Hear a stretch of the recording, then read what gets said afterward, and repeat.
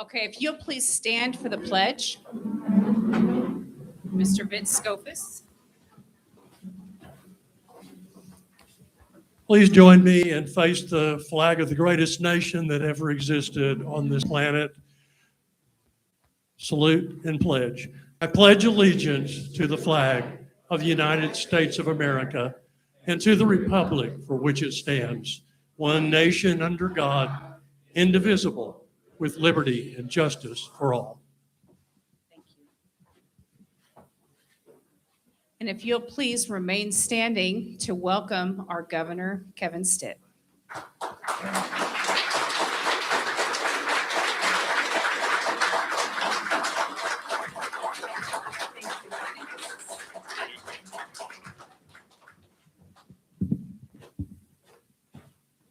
Hey, everybody, have a seat.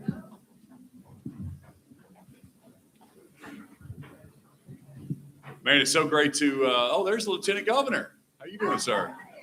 Man, it's so great to be here tonight with everybody. I am just filled with great gratitude for the honor to serve as your governor. As I reflect on the past 7 years, I'm so proud of everything that we've accomplished together. Oklahoma is truly a shining city on the hill. And during America's 250th year as a nation, I'm so proud that the way Oklahoma is shining right now. Oklahoma is not just part of our country's American dream story. We are its purest expression. Our story is one built on gritty ambition. It's a story where nothing was given, but everything is possible. Where your future could be determined not by your circumstances of your birth, instead by what you're willing to work hard to build.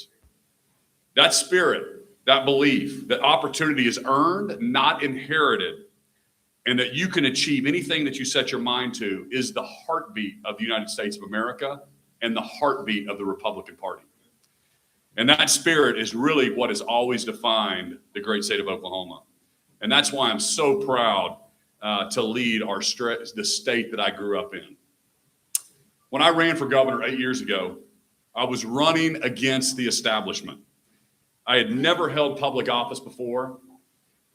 I had never ran for anything, but I was tired of Oklahoma not winning. When I entered office, we were facing $1 billion budget deficit. Y'all remember that 8 years ago? Teacher walkouts, zero money in savings, and I promised to make Oklahoma a top 10 state. In practice, it meant shaking up the status quo and approaching things with a business mindset and a fresh set of eyes. And that's how you solve problems and ultimately deliver a turnaround. And that's exactly what we've done. And now Oklahoma is stronger than it's ever been. We've gone from budget deficits to historic savings. In 2019, with zero money in reserves, I insisted that we limit spending and we build up our savings account. I promised Oklahoma, I remember at the time, I thought about a number. I said, let's save $2 billion. And some of the newspapers were like, there's no possible way. We had zero money in savings.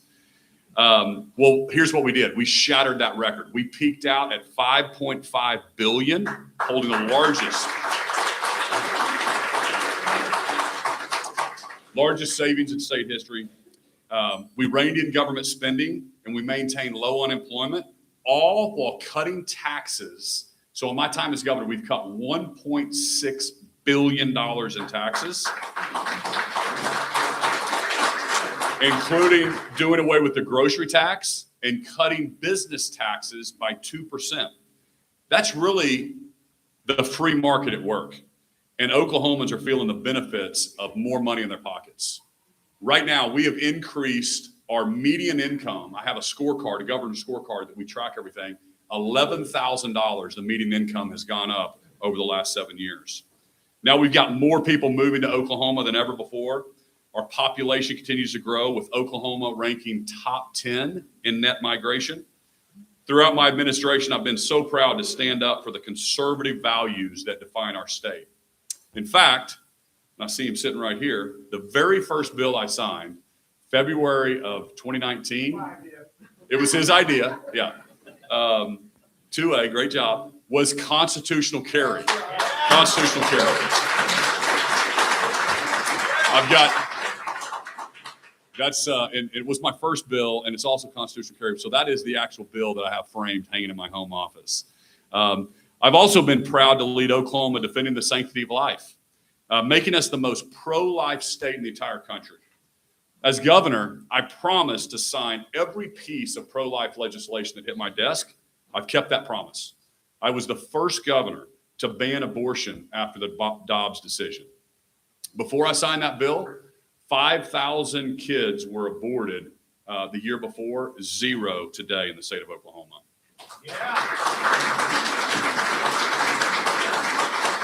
I also issued an executive order that stopped money from going to Planned Parenthood.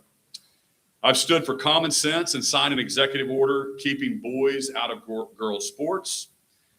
And so when you're hiring a governor, you're hiring a CEO for the state. We have 30,000 state employees, a $40 billion budget. And when I took office, many of the state agencies were run by untouchable bureaucrats who were unaccountable to the people of Oklahoma. So I pushed for hire and fire authority of many of the largest state agencies, so we could better align with the vision to stop growing government. Okay, I'm so proud to announce that when I leave office in January of 27, we will have fewer state employees than when I took office in 2019. No other governor in the country can say that. We've brought alignment and accountability to state government. For instance, take the Department of Corrections, for example. They're once overrun and riddled by out of control spending. When I got here in 2019, the appropriation request from Department of Corrections was $1 billion increase. They wanted to build more prisons. In my time as governor, we've closed 4 prisons. We've reduced the prison population by 5,000 people, all while maintaining one of the lowest recidivism rates in the country.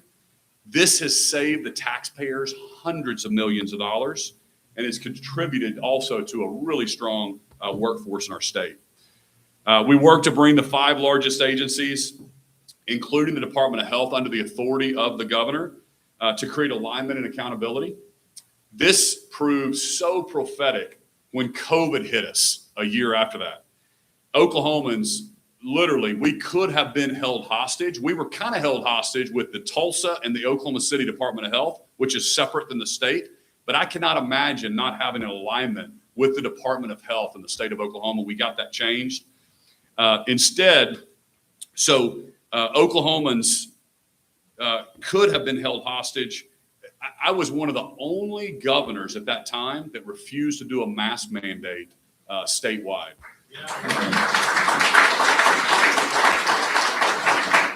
Because here's the deal. We don't put our Constitution in the attic just because somebody in Washington, D.C. tells us to. We believe in states' rights. We trusted Oklahomans to make the right decision, and they proved us correct. Education has been another area of transformation. We've ended the days when a child's zip code determined their destiny. We've expanded school choice, whether by supporting charter schools or delivering a tax credit that empowers parents to choose the education that's right for their kids. Here's what I always say. Rich people already have school choice. They move to the best neighborhoods. They can put their kids in the best private schools. Their kids are getting bullied. They can move them. We now have school choice for every single Oklahoman.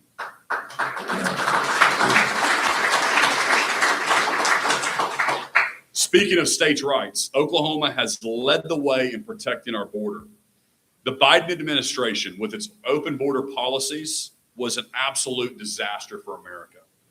So I sent the Oklahoma National Guard to Texas to secure the border. Also signed legislation banning sanctuary cities in Oklahoma. I'm proud to stand with you in this room who want serious enforcement, serious accountability, and serious protection of American jobs and American elections. As soon as President Trump was elected, I set up Operation Guardian. And now we are number 3 in the entire country in true numbers for apprehensions of illegal immigrants with criminal records, turning them over to ICE. Only behind Texas and Florida.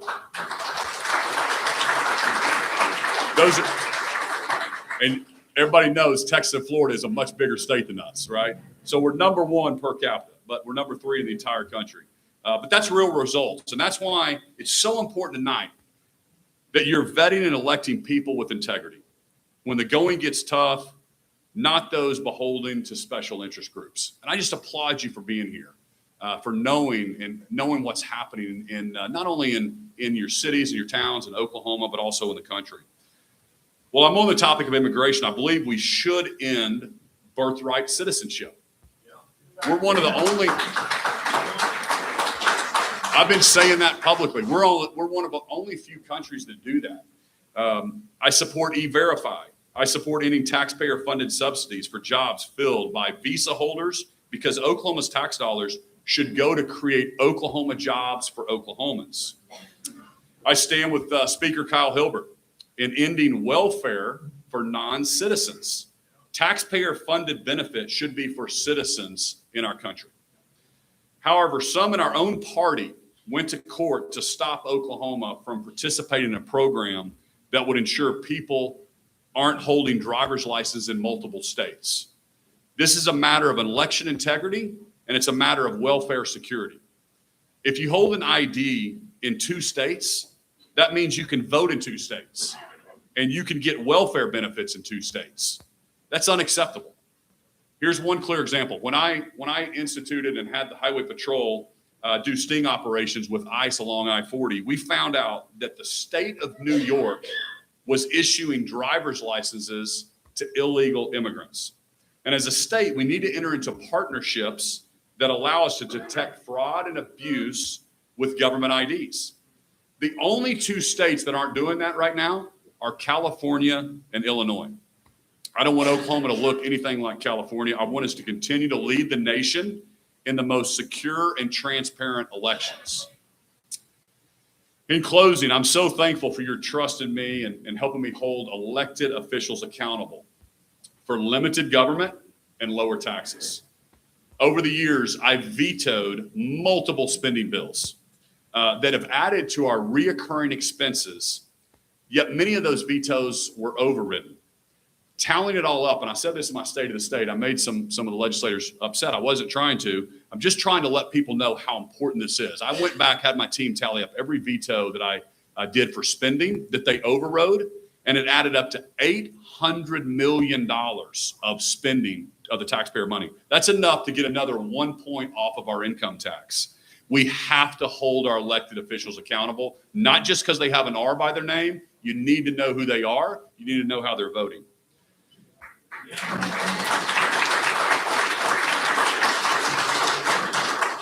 We've shown the nation that limited government, lower taxes, and family values, it actually grows the state. It grows the economy.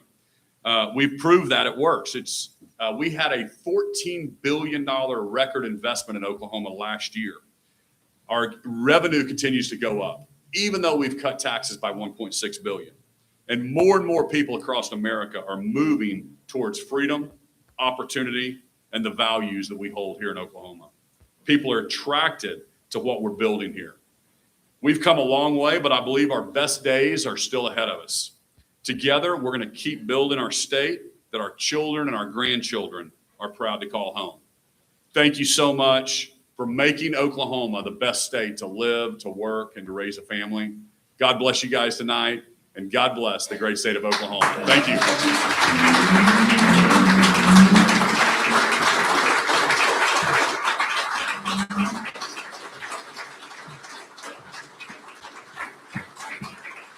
I don't know why I was nervous coming up here to see everybody tonight. The guys running for, I'm already governor. These guys should be the nervous ones. So good luck to all the candidates that are here. And I know Oklahomans will make a great decision. God bless you.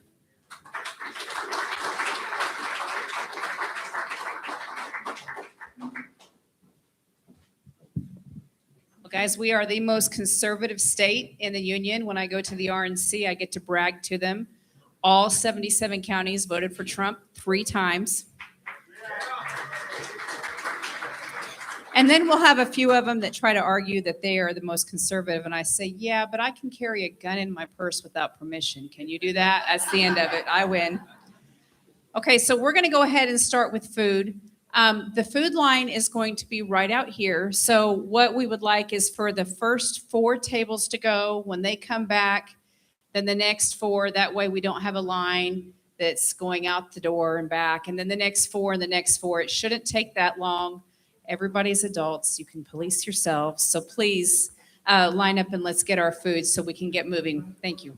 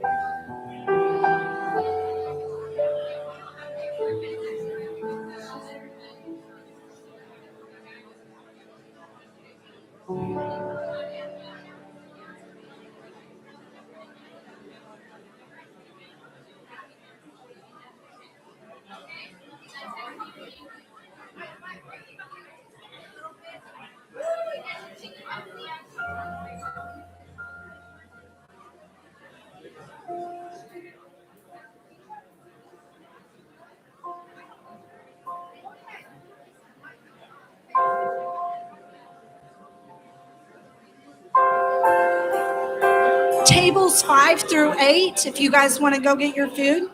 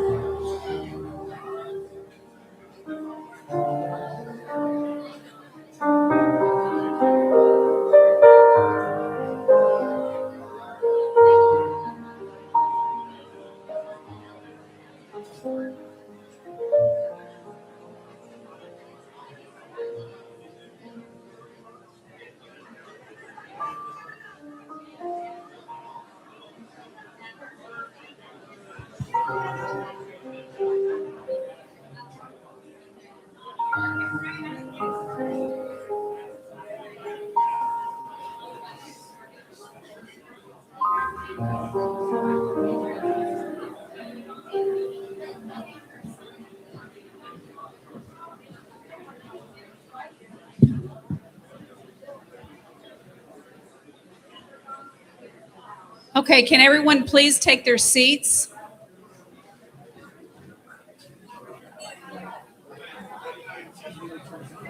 Okay. Okay, is that getting any feedback? We good? Okay. Oh, that might be helpful, huh?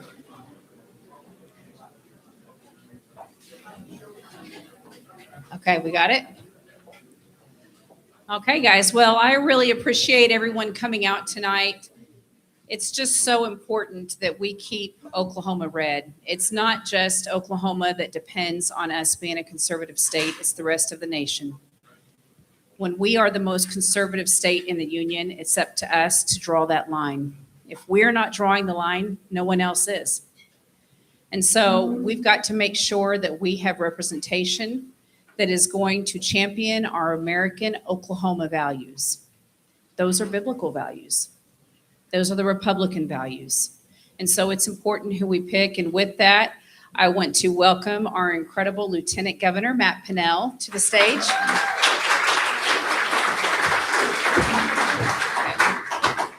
He's agreed to moderate tonight. And if our candidates would please join us on stage. We have you seated up here. Did you guys not put the nameplates? They have you in alphabetical order. So, oh, here, Sarah's, she's got where everyone is going in alphabetical order.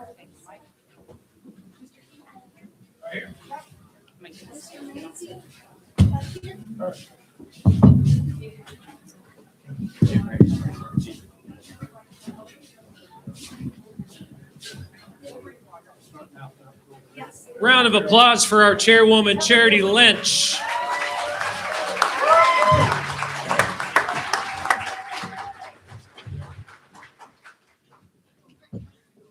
All right, as we get everybody seated here, Be careful, though. Slip and slide. want to say thank you for everybody that came out this evening. As Charity said, when she asked me to do this, I said yes because Charity asked. I say yes to Charity. I say yes to our state party. But I said yes because political parties still matter in the state of Oklahoma. They still matter. And let's remember that throughout this year and beyond. I've been involved in our party here in Oklahoma for the last 25 years. From the precinct level all the way to a statewide elected official. So I know Charity's job well. I had her job as the Oklahoma Republican Party chair a long, long time ago, but it was still one of the more impactful jobs that I ever had because I got to meet a lot of the people in this room that are still involved, still blazing the trail. All of these candidates know how important the Oklahoma Republican Party is, and that's why they are here this evening. So let's give these candidates a round of applause for being here and showing up. They showed up. And showing up is not half the battle. It's not, I mean, the battle that you're all going through right now, but it's a big deal for you all to be here and support the Republican Party that's going to help whoever our Republican nominee is. You know, whoever this candidate is, the OK GOP, that's when they go to work and they help our nominees all across the ballot. So we're going to jump into it, but I'm going to throw out some ground rules. First off, candidates, this is the most important person in the room right here, the timekeeper. Round of applause for the timekeeper. He has 2 cards, okay? There's only 2 cards. 30 seconds, you got 30 seconds left, and time ending. When time's ending, I'm going to go to the next candidate. No matter where you are in your sentence, okay? We got to move because we got a lot of candidates. But this is who, again, you need to know and looking to this person. Each candidate will be given 3 minutes for an opening statement and 3 minutes for your closing statement. Each candidate will have 2 minutes to respond to each question that I am going to ask. This is a forum, not a debate, so there will not be rebuttal time. Candidates can address anything in the next question or your closing statements, depending upon, again, what candidates say. You all get the ground rules here. That was not the timekeeper. Ignore that. We don't have a bell, although a bell would have been maybe a good idea, the dinner bell. No, don't listen to when things get dropped on the floor. And please continue to eat. But yes, silence your phones if you haven't already. Please do that. You can take as many pictures as you want. Here's also a key point. The forum is recorded. Media outlets are present and live streaming this event. But the OK GOP will publish the full recording of this forum on Monday, March 2nd. Okay, so this will be preserved. It will be posted so that every voter in the state of Oklahoma can certainly listen to our candidates. With that, let's get into opening statements. We're going to start with General Drummond and then go down this way. So, General Drummond, you are first with your opening statement. Thank you, Matt. To the GOP, thank you so much for organizing this event and for all of you engaged citizens for being present. I'm Gentner Drummond. I'm your Attorney General. Grew up in Osage County, where Wendy and I live to this day. After college, I served in our military for 8 years as a fighter pilot. And 36 years ago, I was over Baghdad. And I'm thinking of the men and women tonight representing our armed forces over Tehran. So I ask that you continue to remember them in your prayers. Of those seeking office, I'm the only one who's fought in combat, and that has guided how I make decisions the rest of my life. As Attorney General, we have aligned with and are putting Oklahomans first. You have witnessed the takedown of thousands and thousands of syndicated crime organizations, Chinese syndicated crime organizations, Mexican cartels. We are taking back our land. We are driving them from our borders. We are collaborating with ICE, where we deport about 25 Chinese a week. We're bringing the fight to the battle. We align with President Trump in that borders matter. Law enforcement matters. Accountability matters. And that's what you get as an Attorney General. That's what you'll get as governor. But Oklahoma families need protection. Your pocketbooks are being squeezed. Our taxes are not being directed where they should be. We have mismanagement and squandering in our state, and we need to covet every tax dollar. As governor, I will put Oklahoma first. I will put you before party elites. I will put you before lobbyists. I will put you before corporate out-of-state powers.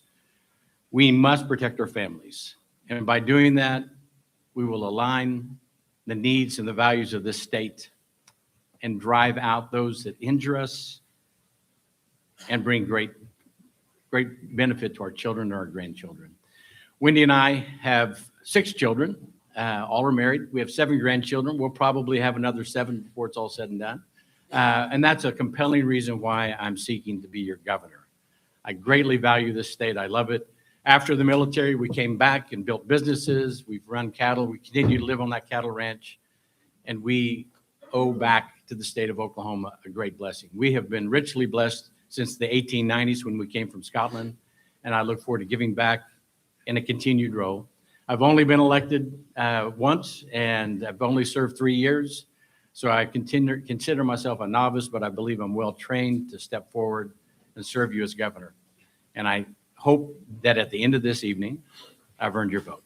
Thank you. Lisa Haynes. Ms. Haynes. Hi, you all. My name is Lisa Mitchell Haynes, and I'm running for governor. In 3rd grade, God told me I would be a governor. For the next 20 years, that was my goal. I went to East Central, gained a Bachelor of Communications. I worked for K10 Television, and I was in the ROTC Army. After graduating, I became the Main Street Manager for Shawnee, the Main Street Manager for Purcell. Then I joined the Oklahoma Department of Commerce and worked for the Main Street program. I traveled all over the state and all over the nation, training communities on how to revitalize their downtown areas.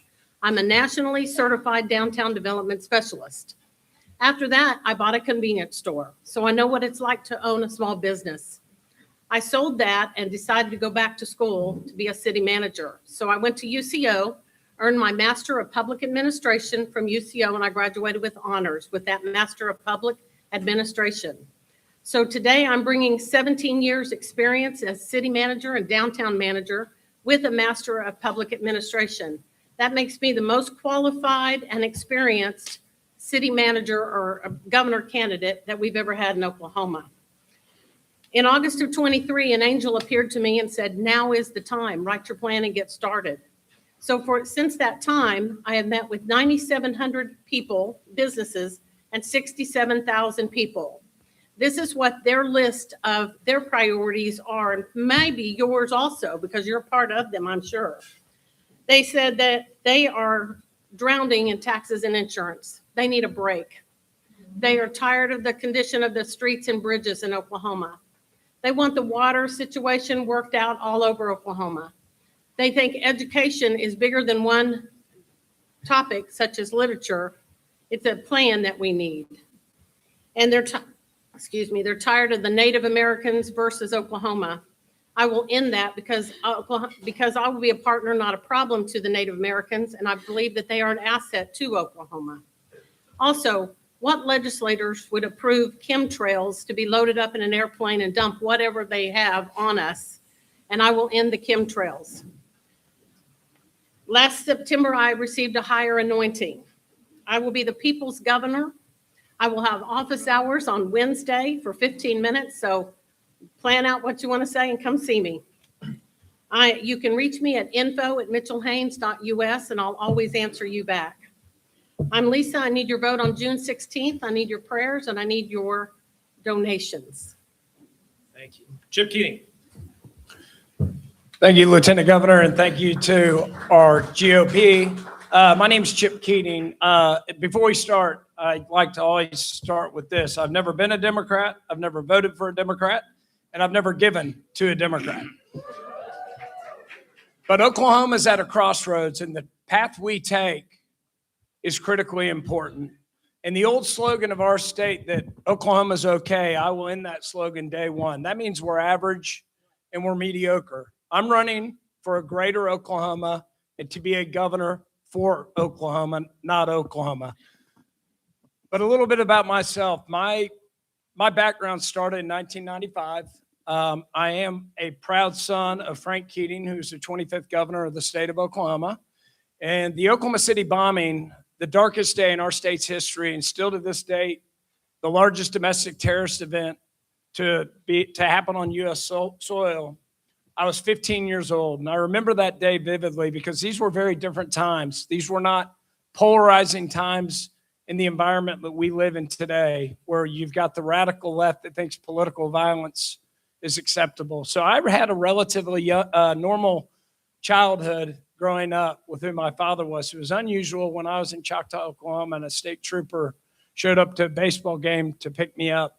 I was reunited with my parents at the Murrah site and the bombing site. And what I saw that day changed my life forever. And I saw our heroes running to danger and not from it, our first responder community. And I knew right then and there I was going to become a state trooper. By the grace of God, I graduated from the Oklahoma Highway Patrol Academy, the 53rd Academy in 2001, which I did for almost 4 years, working the hoot shifts. And I worked in Tulsa and Oklahoma City from 8 to 6 in the morning. And I've seen a lot of the dark side of life that happens on the hoot shifts. And I'm a proud father today of 3 beautiful kiddos and my beautiful wife and best friend, Brittany, who couldn't be here tonight because she is, my daughter's playing in the basketball tournament for high school playoffs in Carl Albert. But I will tell you, as a proud father today, my mom used to say nothing good happens after midnight. And as a kid, I'd push back. And I tell my mom she was right. And being a dad now, nothing good happens after midnight being a trooper. I thought I was going to be in law enforcement my whole life, but God had a different plan. My wife and I got married. I went into the private sector, and I went to work for a company called Chesapeake Energy. And it breaks my heart to see Chesapeake and Devon, the news that's left. I'm going to have to be very quick here. I went through the private sector, but service is an important thing. And I served our state as our Secretary of Public Safety during George Floyd and civil unrest when we had woke leaders in Tulsa and Oklahoma City kneeling with the Black Lives Matter. We did not. We hit back, we hammered them, and we ran them out of our town and our state. But I will tell you all, there's a lot of broken things in Oklahoma. And you need to ask yourself, and we're going to get into these questions, so we'll get into policy and agenda here shortly. But if they were going to fix the problem, elected officials, they should have done it already. Mike Mazzei. Mike Mazzei. Thanks for being here, everyone. Friends, Oklahoma has unlimited potential for growth and prosperity right here in the middle of the heartland where we treasure our Christian biblical values. And we've made some important progress, but we have some big problems that we must tackle with some Trump-like tenacity. Now, our tax code is woefully out of date, and we've lost headquarters of energy companies to the no income tax state of Texas. We have seniors all over the state of Oklahoma who are concerned about losing their homes to skyrocketing property taxes. The schools are such that only 20% of the students are reading at grade level, and we still have this mess of Chinese communist land all over the state of Oklahoma. Now, tonight, we're going to get into the solutions to those problems, but first, a little bit about myself. I've been married to that tall, good-looking blonde there, Noelle Mazzei, for 35 years. We always wanted a large family, but had some health challenges, adopted a daughter from Russia, did some fertility stuff that worked out better than expected, and had triplets. A couple years later, we had bonus brother, 5 kids under the age of 5. Whew, what a rush. Today, though, we're super blessed. They all love Jesus, and they have jobs. Now, in 1996, we started a financial planning company, and today, Trinity Strategic Wealth has $1.6 billion in client assets, and that did afford me the opportunity to serve in the Oklahoma Senate. 10 years, I was the Senate Finance Chairman, and then 2 years, I was Governor Kevin Stitt's first Secretary of Finance. And all of that work has given me a mastery in money and finance. And that's the exact skill set we need in the governor's office, because you, the hardworking taxpayers of Oklahoma, have lost billions of dollars due to waste, fraud, abuse, corporate welfare, green energy nonsense. I am the guy that in 2015 killed the $1.5 billion giveaway to the wind power companies. I also fixed the pension systems for our teachers and police officers, passed lots of tax cuts, and even launched the Oklahoma Back to School sales tax holiday. With strong financial management and bold, true reform-minded conservative solutions to these challenges ahead of us, we can launch a wave of growth and prosperity. Thank you.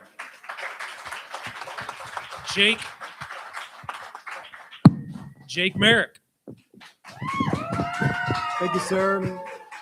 Well, it's an honor to be here. Do we have enough volume there? Okay, it's an honor to be here, and I'll just hold it. Yeah. And how was that tiramisu? That was on point. It is great to be here with some liberty-loving patriots. I am Jake Merrick, running for governor because I believe in the people of Oklahoma. I believe in the Constitution. I believe that it's time for someone to value principle over politics. And I have a history of this. I'm willing to take a stand, a hard stand against the political elite. And many people will say that, but I do have a record of doing that. And so I'm here for principle. I'm here to advance what the Constitution says. I appreciated what Governor Stitt said earlier and the things that he was able to accomplish in his time here as advancing the state as a top 10 state. And him operating as a CEO accomplished much of that. But I believe in a different kind of CEO, one that's needed now in this season for Oklahoma. I believe in a constitutional executive officer, if you would, one that would value the Constitution above all. I was called to ministry at a young age and pursued that, going to Bible school and going to seminary, did my Master of Divinity, and have pursued God's will for my life, whatever that might look like. And that's taken me down a lot of unexpected turns and paths. And one of those is this political path. But we've seen God just give us favor all along the way, get us exactly what we need when we need it. And he introduced me at the right time to my beautiful bride sitting over here, married 15 years. We have 2 children, 11 and 16. It was through the experience of adopting our oldest daughter, who's 16, that opened our eyes to the brokenness of various systems across the state, like DHS and child welfare. And it opened our eyes to the brokenness of families across the state of Oklahoma. So I believe we can trace most of our dysfunction as a state back to the dysfunction in the nuclear family and the attack of the left on the nuclear family. The attempt to redefine marriage, the attempt to redefine gender. And I think that if we get that right and we re-solidify the nuclear family with moms and dads present in the home, pouring into children, protecting their parental authority over their children, it's going to have a ripple effect in every area of Oklahoma, including our education. It's going to bring a learning environment back to our schools where teachers are actually able to pour into their students. And so I am going with a family-first agenda here in this run for governor, but I look forward to serving the great people in this great state.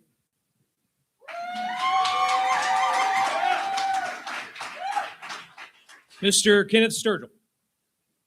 Hello. I'm honored to be here. Thank you so much for this opportunity. My name is Kenneth Sturgell. I would love to serve you as your next governor. I'm not running against the other candidates. I'm running for Oklahoma.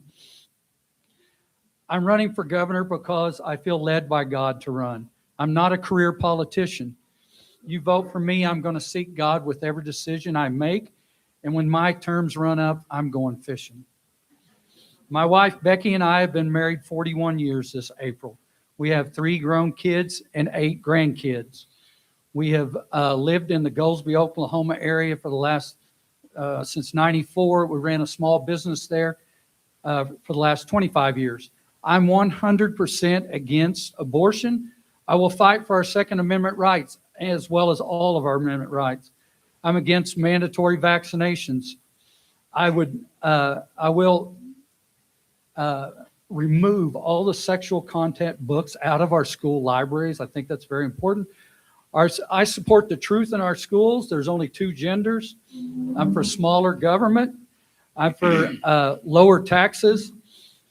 I think we've got to work on the homeless problem, and I would like to work with the church on that because I don't think the state has the answer, but I know God has the answer for that in that problem. And we got to get these foreign countries from buying up our land. We have to get this right. Our kids, grandkids, and great-grandkids are counting on us. We owe them an apology for what we put them through COVID. We have to have the resolve to work through the hard things to see Oklahoma become the state God has called us to be in this hour. And this can only happen with God's guidance and providence. As we approach the celebration of our country's 250th anniversary, I'm reminded of the sacrifice that many have paid for us to be here right now doing what we're doing at this time. And as we see on the news, many states have drifted away from what the original 56 men and their families believed in. That God's providence would guide them with courage and sacrifice and reason to create a country like we have never seen before. We must get back to 1776 Providence. I'm Kenneth Sturgell. Look me up on Facebook. Thank you for your time. Thank you. Thank you to the candidates for those opening remarks. We're now going to get into questions. Again, you got 2 minutes. You don't have to use the full 2 minutes. If it's a yes or no, great. We'll go on.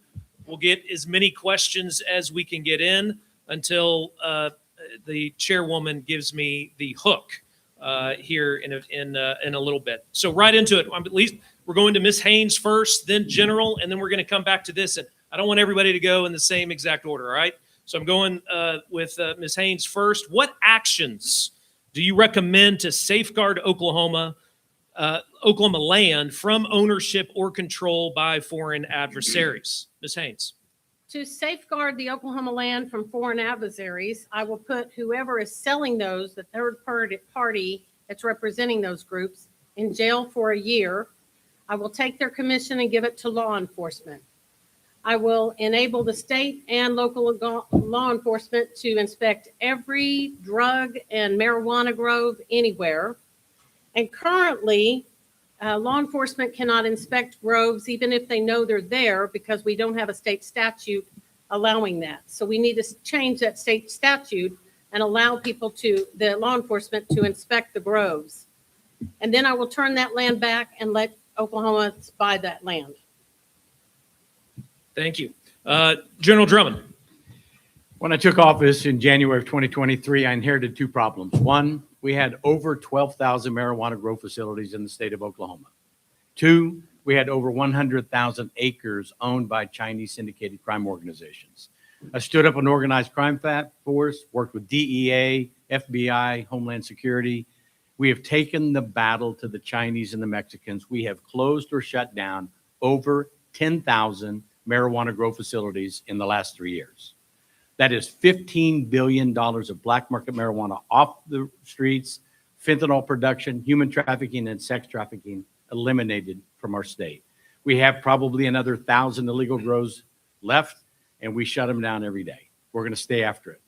When I recognized that problem, I petitioned the legislature to require an affidavit. If you buy land in the state of Oklahoma today, you have to sign an affidavit that you are a United States citizen. Now I have got them making a lie when they buy it. Well, I also have passed legislation that requires a $50,000 bond if you are not a resident of Oklahoma for the last 3 years. So now we have money to clean up the land. And then I've begun civil asset forfeitures 18 months ago. We have 57 civil asset forfeitures pending against real estate owned by Chinese syndicated crime organizations. We've taken back thousands of acres. We will take back the remaining. Thank you. Mr. Sturgell. Yes, thank you. I agree with Drummond there. I think what he's doing is enforcing the laws that are there. I think that we also need to pursue the people that are Americans that get on those LLCs and kind of get those rolling so that they stay out of it. I think we need to do something to them as well. But we got to go with the laws we have, just enforce them. I think it's a lot of work to do all of that investigating stuff, but we got to have the resolve to do that. Thank you. Again, Jake Merrick, what actions do you recommend to safeguard Oklahoma land from ownership or control by foreign adversaries? Well, traveling across the state, this is one of the top concerns from the people. I would say education is probably number one. Probably number two is dealing with the foreign ownership of land. And it's clear the people want something done. I think we have to start with closing all loopholes in our state statutes that allow for this. When you have provisions there that say that you cannot own land unless you're a citizen or intend to become a citizen, then it becomes very problematic. And so as long as that's there, we're going to see this dilemma, this invasion really of our Oklahoma land continue to happen. And so we have to close that loophole. I would appeal to the legislator we attempted this before, and we've got to get this through. I think there's an appetite for this. There's a demand on the part of the people to do this through our Oklahoma legislature. So I want to continue applying that pressure to see solid bills come through to close those loopholes. Mike Mazzei.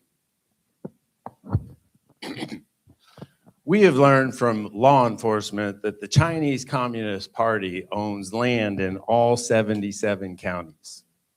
All 77 counties, which of course is a public safety crisis when you think about the nexus of human trafficking, drug trafficking.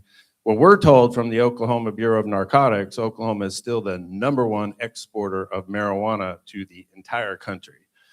But we've also got a national security crisis, because remember, we have 5 major military installations in the state of Oklahoma. And the CCP could launch weapon strikes with drones at any time, just like we've seen drone strikes happen in the war on Ukraine. The real outrage is Article 22 of the Oklahoma Constitution forbids the foreign ownership of land, but the right work to process or enforce the Constitution has not been going on. As a matter of fact, in 2023, there was an affidavit that was determined to be processed in all 77 counties, but there's a box on that affidavit where you can check the item that says, I'm not a citizen, but I plan on becoming a bona fide resident of the state of Oklahoma, and you can buy whatever you want. On day one, when I am governor of Oklahoma, I will sign an executive order to wipe out that unconstitutional loophole in the system. And we will instruct our public safety agencies to root them out and evict the Chinese communists from the state of Oklahoma. Chip Keating. Yeah, thank you. Again, I'm a former trooper. I've taken an oath to protect and serve. I've been issued a badge and a gun. But to correct a comment, we've never had 10,000 grows in our state. We've had 10,000 licenses that have been pulled back. There's 1,400 grows in the state today. By the estimates of the OBN, 1,200 are legal. Day one, I don't even know why we're waiting as governor. I will declare a public safety emergency, no different than we did in 2020. When we had looters, rioters, Antifa, et cetera, coming into our state, we're going to activate the National Guard. We know where these grows are. The OBN, the OHP, big government's failed us. The OMMA has been a train wreck. Oklahoma produced 77 million pounds of marijuana last year. We accounted for 2 million pounds. 75 million pounds of marijuana came out of our state. That's 60% of all black market marijuana in the United States. This is crazy. We know where they are. The state needs to give the OBN, the patrol, the resources they need. The OMMA needs to be totally collapsed. It should have always been handled inside of OBN, but this is big government. Typical in Oklahoma. We pride ourselves on being a red state, but we have 380 agencies, boards, and commissions. They have failed us as citizens of Oklahoma. We are going to activate the National Guard. We're going to give the resources to the OBN and the OHP to go run these people off once and for all. This is the CCP, the Sinaloa cartel, the Russian mafia. These are not our friends. These are our enemies. They are not citizens of our great state. And we are going to go to reclaim the property across all 77 counties and put it back to the county courthouses to get back to its rightful owners as Oklahomans. Thank you. All right, Chip, hold that mic. Next question here. Sharia law has emerged as a significant topic of discussion in Oklahoma. What measures, if any, should be implemented to address its potential influence or application within our state? Again, Chip, and then we're going to go to Mrs. Haynes next.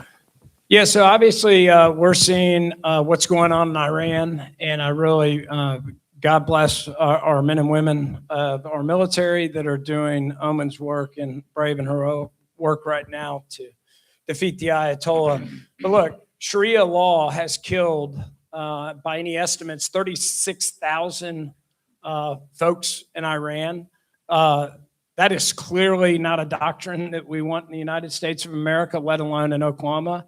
But Sharia law is banned by the federal government right now. And so what we need to do, if we need to further enhance that, is pass Sharia law in Oklahoma. It was attempted here, I think, 15 years ago, and the liberal trial bar in our state defeated it. I think this is a very important point to talk about how we need to reform our judiciary in our state, and the JNC totally needs to be reformed, because the measure that we pass, if our legislature passes it to ban Sharia law on the state side, we cannot have the liberal trial bar always taking that to court and overturning it like they did, frankly, 15 or so years ago.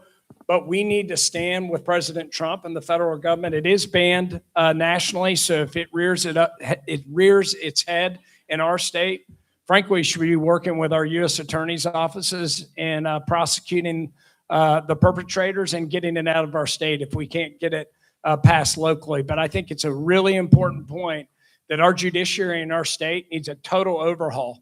Our state is operating, since 1907, we would not set our state up the way we do today. It's our 2026 moment. It's time to modernize state government and make government more efficient for Oklahomans. Ms. Haynes. In 2010, State Question 755 called Save Our State Amendment forbids Sharia law in the state. And you may remember voting for it because 70% said no, they didn't want that to be in our state. But the Oklahoma Supreme Court, thinking that they are more powerful than the voters, overturned it and said we couldn't do that here. That's why I agree with him. We need to redo how the judges are appointed in this state, because that is evil what they're doing now. Right now, the Muslim Brotherhood says that they are going to take over every state and every city. And I believe that they've been determined to be a terrorist organization. In Broken Arrow recently, they proposed a 15-acre mosque. 2,000 people showed up at the city council meeting. Can you imagine that? And about 65% were against it. So it was voted down. But don't think they're gone. They're looking for another place in Oklahoma. So be alert and show up and protest against them. Under my leadership, we're not going to have another mosque built in Oklahoma. And Sharia law, somebody said I wasn't saying it right. I don't care. It's not my law. It didn't come from our country, and it will not be in this country any longer. In New York City right now, you cannot walk your dog under Mondami laws. You can't walk your dog outside. You have to have a license to have a child. And if they want to sell their daughters in marriage and the daughters disagree, they get killed. General Drummond. United States law governs, period, not Sharia law. If an organization promotes terrorism or breaks the law under my regime as Attorney General, it has been investigated. We have launched numerous investigations to hold accountable those who would come into our state and injure us. Full stop. We're also all immigrants. Our people came from Spain, Germany, England, Africa, Asia. And what did we do? When we came to America, we integrated. We joined a civic organization, a church. We joined our public schools. We integrated, spoke our language, and became Americans. To any immigrant that wants to come to the United States, to come to Oklahoma and integrate into our state, I welcome you with open arms. But if you come here for the purpose of isolation, through which you will subsequently radicalize your youth, I stand in your way. As your Attorney General, I defend the law, I will prosecute. As your governor, I will lead this state to safety and prosperity. Thank you. Mike Mazzei. I first want to say that Muslims aren't bad people, but Islamic Sharia rule is a violent and oppressive form of government and ideology, and it is completely antithetical to our tradition of U.S. constitutional liberty and freedom. Now, because of its violent tendencies and threats, Christians, Jews, even the 75% of Muslims that are peaceful are all in danger. As governor, I will not let an enclave of Sharia law or rule take root in Oklahoma like it has in Dearborn, Michigan. And I will take 3 immediate actions. First, we must work with the legislature to once again ban Sharia rule in the state of Oklahoma. I voted for such a ban when I was in the Oklahoma Senate, but it was overturned by a liberal-leaning Oklahoma Supreme Court. They need to be forced to revisit this issue. Second, I will, by executive order on my first day in office, designate the Muslim Brotherhood and the Council on American Islamic Relations as a foreign terrorist organization and transnational criminal organizations. And third, I will mandate that law enforcement in the state of Oklahoma get trained to identify Sharia-influenced violence, abuse of women and children, and the ugly violation of age of consent laws. In Oklahoma, we need a governor who doesn't just say they have a Christian worldview. We need a governor who governs with a Christian worldview. Jake Merrick. Currently in our Oklahoma legislature, there are bills on the House side and the Senate side to address this. And so I believe in the House it's carried by Representative Woolley, in the Senate by Senator Bullard. So I fully support these 2 measures and attempts to address Sharia law and its influence here in Oklahoma, especially in our court system. Like was mentioned, we had it back in 2010, State Question 755, that expressed the will of the people and concern of the people to say that we reject the influence of Sharia law or any international court in our courtrooms.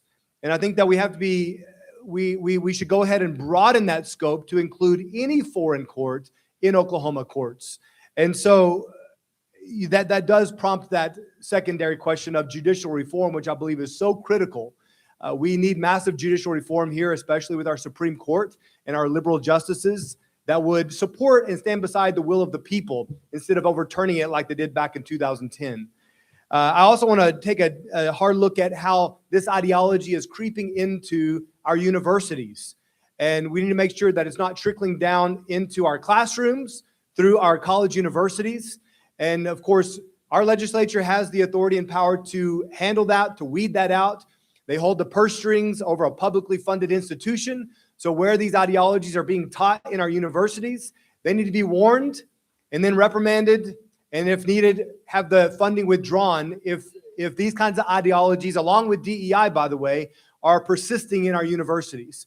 So I would want a deep dive across the state, both in our courts and in our universities, to find out where this is and root it out day one. Mr. Sturgell? I agree with all the way across the board there. We cannot allow that to happen in our state. I think that we see in the day that we're in today that evil will take what we mean for good and turn it into bad. And that's what's happening in this situation. We have these Sharia law coming in and they're using our laws against us to do it. But as Americans and Oklahomans, we allow people to, as Drummond was saying, that foreigners come in here. If they want to be Oklahomans, we welcome them. If they want to become Oklahomans. If they don't want to become an Oklahoman, they need to go home and they need to take their dog. Thank you. Mike Mazzei, we're going to start this next question with you. The governor of Oklahoma, we've talked a lot about boards and commissions and all of our state agencies, so I think this is a good topic here. The governor of Oklahoma is responsible for appointing all sorts of roles, from agency heads to board members. This includes DHS, the Department of Corrections, Department of Education, Tax Commission, etc. What will you do to ensure the good qualified people are placed in these roles, while also keeping away, again, a good old boy system to, again, infiltrate back into the state of Oklahoma? Oklahoma has an over $35 billion budget. Oklahoma is not a poor state. It's a poorly managed state. And right now, the group of agency directors that we have just like to ask for more money. In fact, during this latest budgetary request cycle, add up all the agency director funding requests, and it was $1.9 billion after last year's record government spending of $12.5 billion. Now, it's important to know that the state auditor has done lots and lots of reports. Some of the more notable ones have been Tulsa Public Schools. Her audit on Sooner Care identified $1.6 billion of questionable expenditures. And you know what the legislature has done about all these reports? Absolutely nothing. Well, in a Mazzei administration, we're going to hire agency directors that are fiscal hawks and efficiency experts and get to work on all these audit recommendations and suggestions. In addition, a second step for government efficiency, transparency, and oversight is we're going to stop this taxpayer-funded lobbyist thing at state agencies that they call legislative liaisons. These are people paid by our tax dollars to go in front of people paid by our tax dollars to ask for more of your tax dollars. We're going to stop that and put in internal auditors that are required to bring to my desk every 90 days quarterly financial reports. All right, we're going to go this way. Jake, we're going to start and then the general. So, Jake, you're up. There's one thing that people detest. It's the crony capitalism. It's the good old boy system that was mentioned. It's the favoritism granted to someone, not because of what they know, but because of who they know. And it's time to end that practice and base positions in the government on merit, on conservative values, and on integrity. So we need interviews. We need vetting of these agency heads. I've seen and I've heard testimony from across the state about DHS and its influence on families. And those that should be protected by this agency are now becoming victims. And then we saw last year a request on the floor for $100 million, which was essentially a blank check they were asking for. This type of stuff has to end. Of course, they could not itemize where that money was going. And so the blank check idea has to end. We have to know exactly where taxpayer money is going. We need to have the audits, yes, but there has to be follow-up. There has to be teeth in it. And when we look at agencies like the OTA, as I go across the state of Oklahoma, that's in the top 5 of the most critical issues to Oklahoma is what are we going to do about the Oklahoma Turnpike Authority? And I propose that we end that and return these turnpikes to toll-free roads. So by doing certain things like this, I think we save the state of Oklahoma millions of dollars. And I would like to say we could redirect that directly to the classroom and bolster our education system by doing that. Mr. Sturgell. I believe that we need to find the best person for each of one of those positions. I believe that we have plenty of Oklahomans out there that's really qualified to do some of those positions. It's going to take a little while to find them, but I want to find people that are like-minded with the way I believe. And I believe that we in church and country, and I think that is a thing that should move behind us, and we should need to find qualified people. As I've been out there running, I've seen and met many people out there that God's called to do and run that's got great ideas and got great qualifications for those positions. And I've started a list myself. I'm sure everyone else has as well. Thank you. General Drummond. As your Attorney General, I've gone out and hired the very best prosecutors, the best civil litigators, the best solicitors general, and the best general counsel. From the agent land of my agency, I've hired and stolen from the FBI, ATF, and other state agencies, the very best in Oklahoma. As a business owner of 5 companies, I've hired thousands of people. 3 criteria: are you competent? Are you ethical? And are you ready to work? With that answered affirmatively, I put them to work. As your governor, I will not put lobbyists first. I will not put donors or political elite first. I will put the state of Oklahoma first, hiring and appointing only those Oklahomans who are competent, ethical, and ready to work. Thank you. Ms. Haynes. Well, I'm not one of the good old boy system, and that's why I haven't been introduced at 2 large meetings, one in Oklahoma City and one in Tulsa, because they don't know if I can be bought off or not. But they have introduced all of the past. Thank you. Oh, is that for me? Thank you. Just a minute. I was asked to give that to you. Thank you. They have introduced, that sounds better too, doesn't it? All of the past and current candidates. I call that the evil old working system. I want the most qualified people for every job. And if you think you can do it, send me your resume. I have an aggressive agenda, and we have a lot to do for the people. And I want people ready to go on the word go. And, you know, we had a governor here that had ghost employees. Remember that?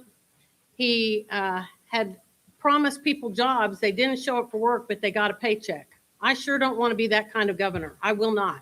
That would be embarrassing to me because we are going to work hard for you. How about the guy that's over the Oklahoma, or was over the Oklahoma Turnpike Authority at the same time over the Oklahoma Department of Commerce and was a cabinet secretary? That's the good old boy system. Is there not anyone else available to build roads in this state besides one person? That won't happen again. President Bush appointed an Oklahoman called Michael Brown to be over FEMA. And we all know what that happened when Hurricane Katrina hit. He didn't hear from Sikkim. He wasn't a leader. He couldn't lead. It embarrassed the administration and it hurt New Orleans. I will not do that to you. I will be your governor for the people.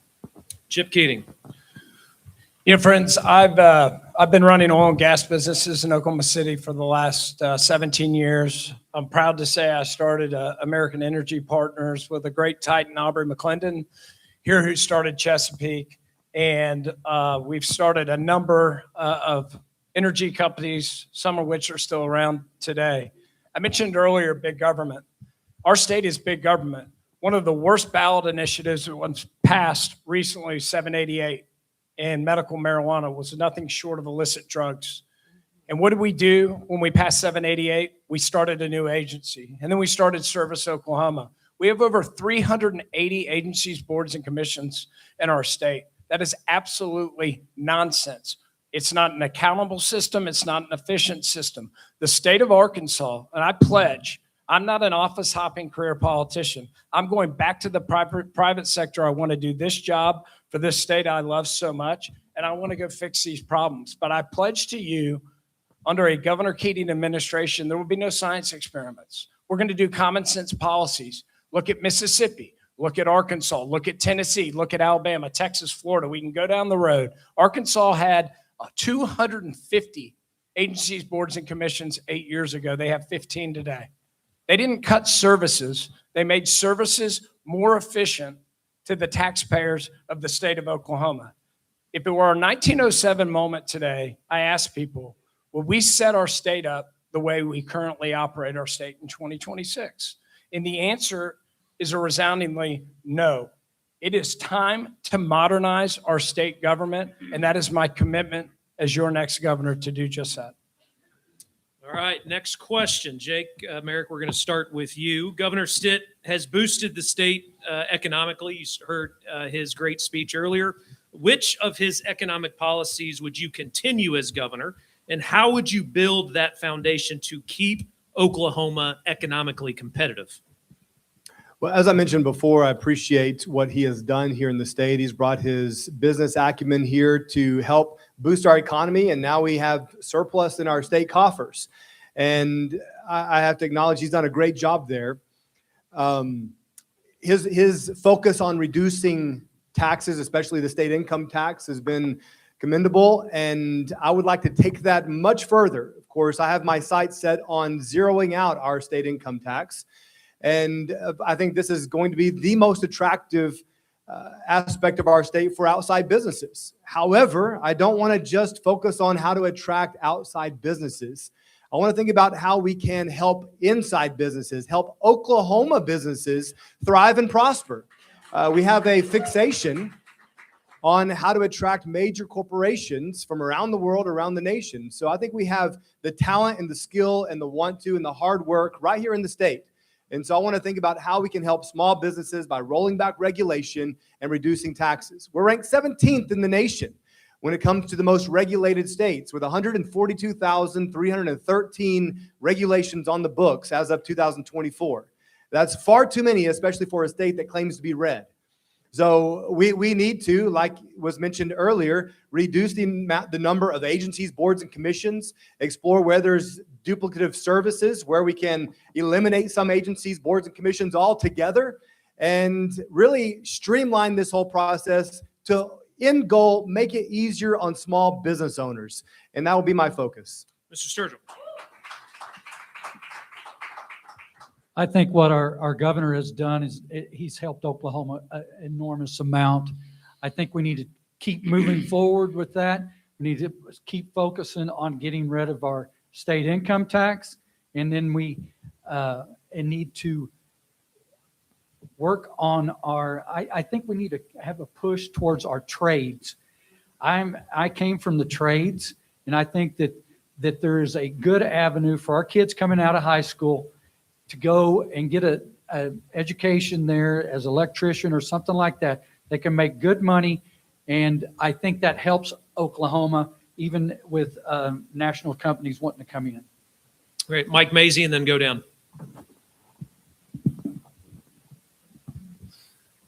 For great high-paying jobs and prosperity, Oklahoma has to become a no-income tax state.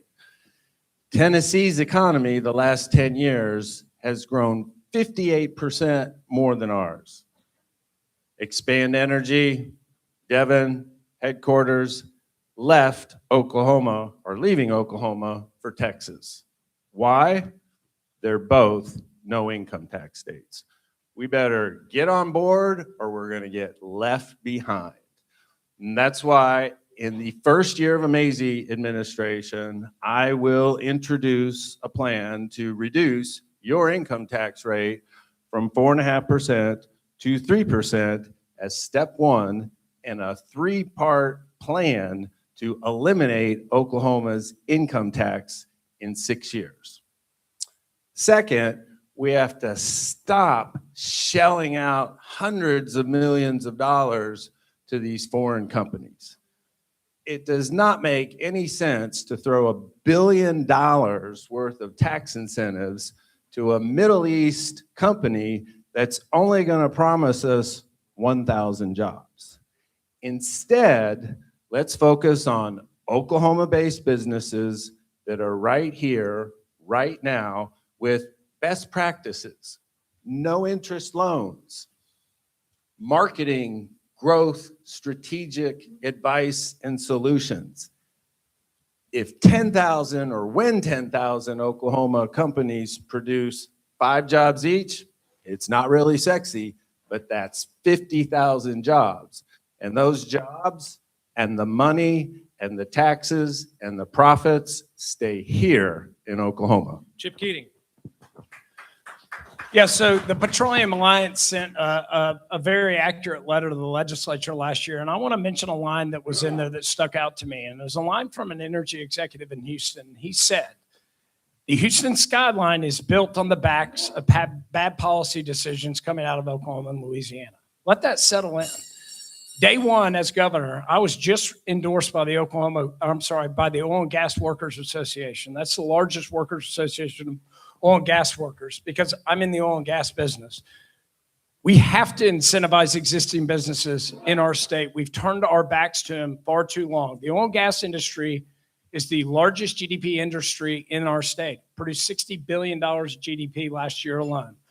We need to cut gross production taxes, and I will do this as the next governor, in half if you are headquartered in Oklahoma and operating in Oklahoma. That's how we're going to actually plant our flag of bringing oil and gas back to Oklahoma and bringing these headquarters back to Oklahoma. All we've done in the past is jammed in hard revenue years. We jammed the oil and gas industry. It's what we've done in the past, but we don't incentivize them to be in our state and keep those jobs here. We have to be a zero income tax state. Tennessee 28 years ago and Oklahoma were the same GDP. Today, they're the third fastest growing state in the country. They fixed their public education and they got modernized their tax system. If we do not do these things, and it's not just taxes, I assume we're going to get into public education here in a second, but we are dead last. 1 in 4 of our 8th graders cannot read. And so we have got many things to fix, but modernizing taxes, fixing public education, running illicit drugs out of our state are amongst the top priorities that in a Chip Keating administration that we will get right after. Lisa Haynes. Well, I like that we have the 8th fastest growing economy. Thank you, Governor Stitt and Matt Pinnell. I like that more Texans are moving to Oklahoma than the other way around, and that's due to some positive things our state is doing. I like that the state ended the state grocery tax, but I think we need to eliminate the whole grocery tax because people can't feel that tax. And I do like the tax break personally. But I know that people aren't able to get jobs here. College graduates are graduating without being able to get a job. I've talked to 3 people that are single people that are not making enough money to hardly survive, and their tax bill from the Oklahoma Tax Commission is over $1,000 on their taxes, keeping them on public assistance. And they want desperately to get off public assistance. So what I'm going to propose is that anyone making under $50,000, whatever you pay in during the year, You will not pay another penny when you file your taxes. It's not their fault that the Oklahoma tax rolls haven't been updated. Before we can recruit businesses, we need to fix our streets and bridges that are falling apart. We need a plan for education. We need to lower, and if you have a plan for education, they'll come. We need to lower our income tax to 3.5%. That's only 1% down, and that's exactly what Arkansas has. We need for our oil and gas to go down from 7%, what they've been paying in for the last 8 years, and that's why we're not drilling. I'm going to lower that to 4% to open it up here in Oklahoma. That's my plan for you. General Drummond. Oklahoma can do better. We are last in the nation in education, 48th in healthcare, 47th in mental health. We have squandered generational wealth by appointing friends and donors and political elite. As governor, I will drive business to Oklahoma, invest in Oklahoma. We will partner with our tribal partners. If they were publicly traded, we would have 3 Fortune 500 companies, Chickasaw, Choctaw, Cherokee, and 1 Fortune 1000 company, Citizens Potawatomi. Instead of fighting with them, we'll partner with them.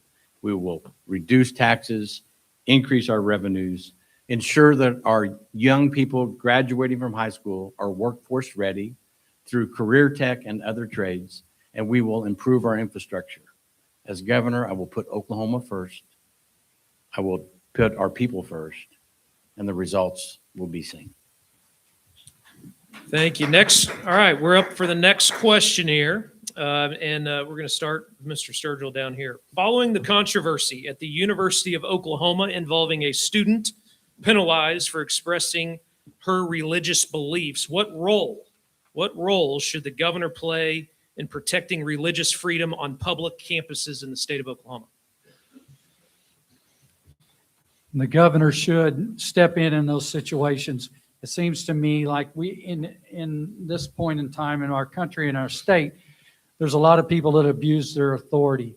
And I think that's what happened in that situation, that teacher should have known better than that. He was the adult in the room. He didn't stand up and wasn't standing up and doing the adult thing. Anyhow, we need to move in that direction and look for those things that's happening out there. Our religious freedoms, we should not take that lightly, and we should really, to tell you the truth, that needs to be the forefront of Oklahoma, to keep our religious rights out in the front, and that's how we legislate and we govern our state. That's the way we need to do that. I'm going to go down to General Drummond and then come this way. As Attorney General, I have defended your religious liberty at the Oklahoma Supreme Court and at the United States Supreme Court. Our religious freedom is sacred. It's the very first of the 4 protections in the First Amendment. Now, we've got the Second Amendment to protect that First Amendment, but our religious freedoms are sacred. I worked with Senator Todd Galhair, and the bill just got passed that protects us as we worship in our churches in the state of Oklahoma. We will not have what happened in Minneapolis happen in Oklahoma. I'm the only one on this stage who's fought in a foreign war, and that war was fought to defend our rights, what we stand for, so that we can continue to enjoy our religious freedoms and our constitutional protections. My faith is foundational to who I am and what I do, and as your governor, I will always protect your rights as Christians. Ms. Haynes. I think the governor needs to talk to the Board of Regents and remind them that we have freedom of religion and freedom of speech on all campuses. Let me tell you what my plan is for education, since we're talking about that. We are not Common Core. Oklahomans are exceptional. I'm throwing out the Globalist 2030 plan for education. We're getting rid of sight words, going back to phonics to teach kids how to read. We're going to instill a 3rd grade reading test. If they can't read by 3rd grade, they don't pass. We're also going to have an 8th grade reading and comprehension test, because 1 in 4 8th graders cannot read. So we're through dumbing down our children. We're going to instill reading, writing, math, and English back in the classroom. We're going to give PE, art, music, and instruments a chance again in the classroom. They will be in the classroom 6 hours a day learning, not in assemblies. My plan is to send 15 teachers to work for 1 year in Mississippi and Louisiana, because Louisiana was 49th and they went to 16th in 1 year. Those professional teachers will know what the difference is. At the end of the year, we'll open it up to the media.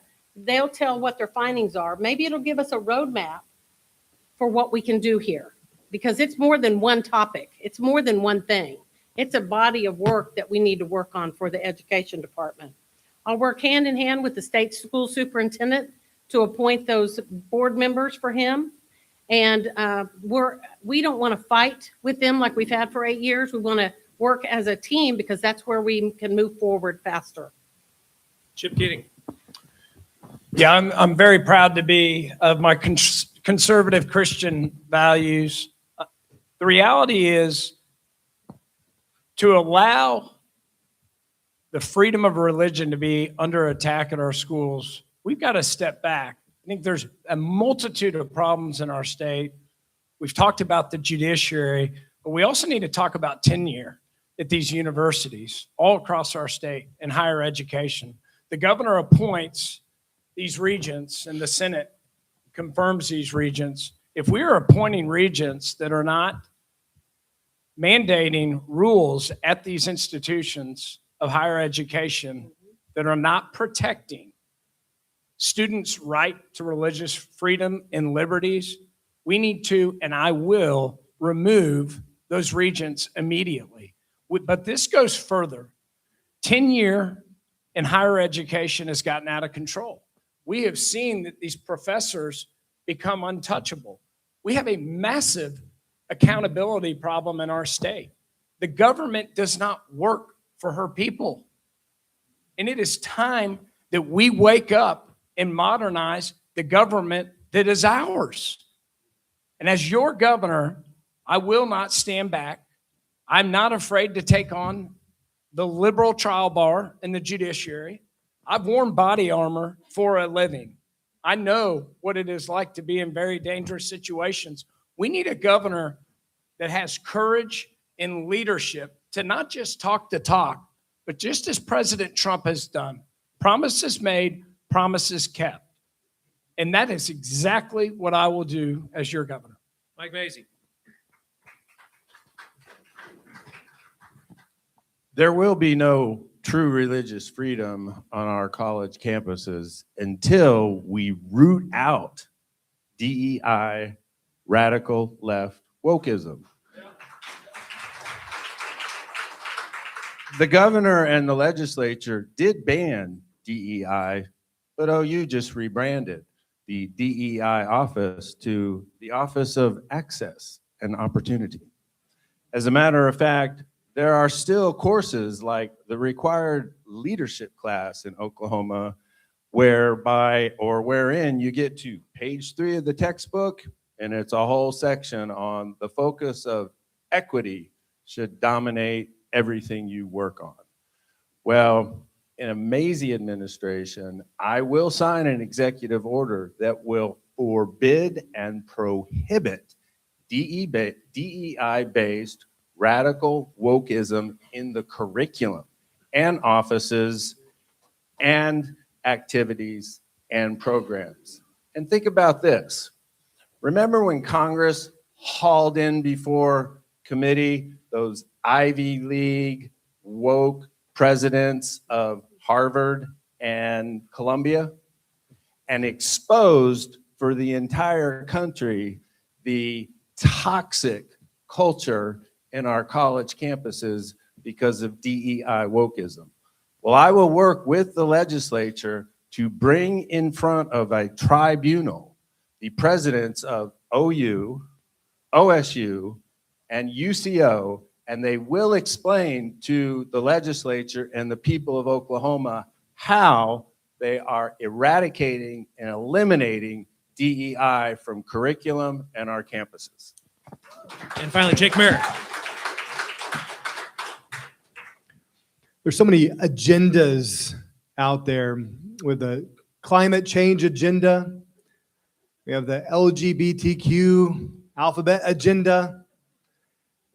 And I only have one agenda, and that's to protect the Constitution, the God-given rights of Oklahomans.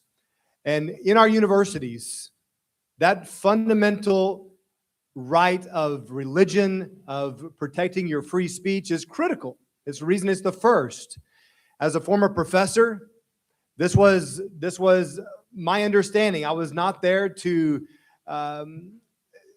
force my ideas or ideologies onto my students, but it was to help them to think critically, which is something I think that we have to reclaim in our society, is this idea of critical thinking again.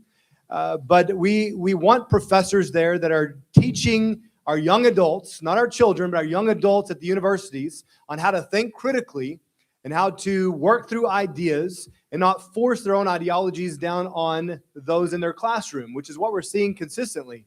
We wonder how we see these DEI policies and the LGBTQ agenda in our rural schools.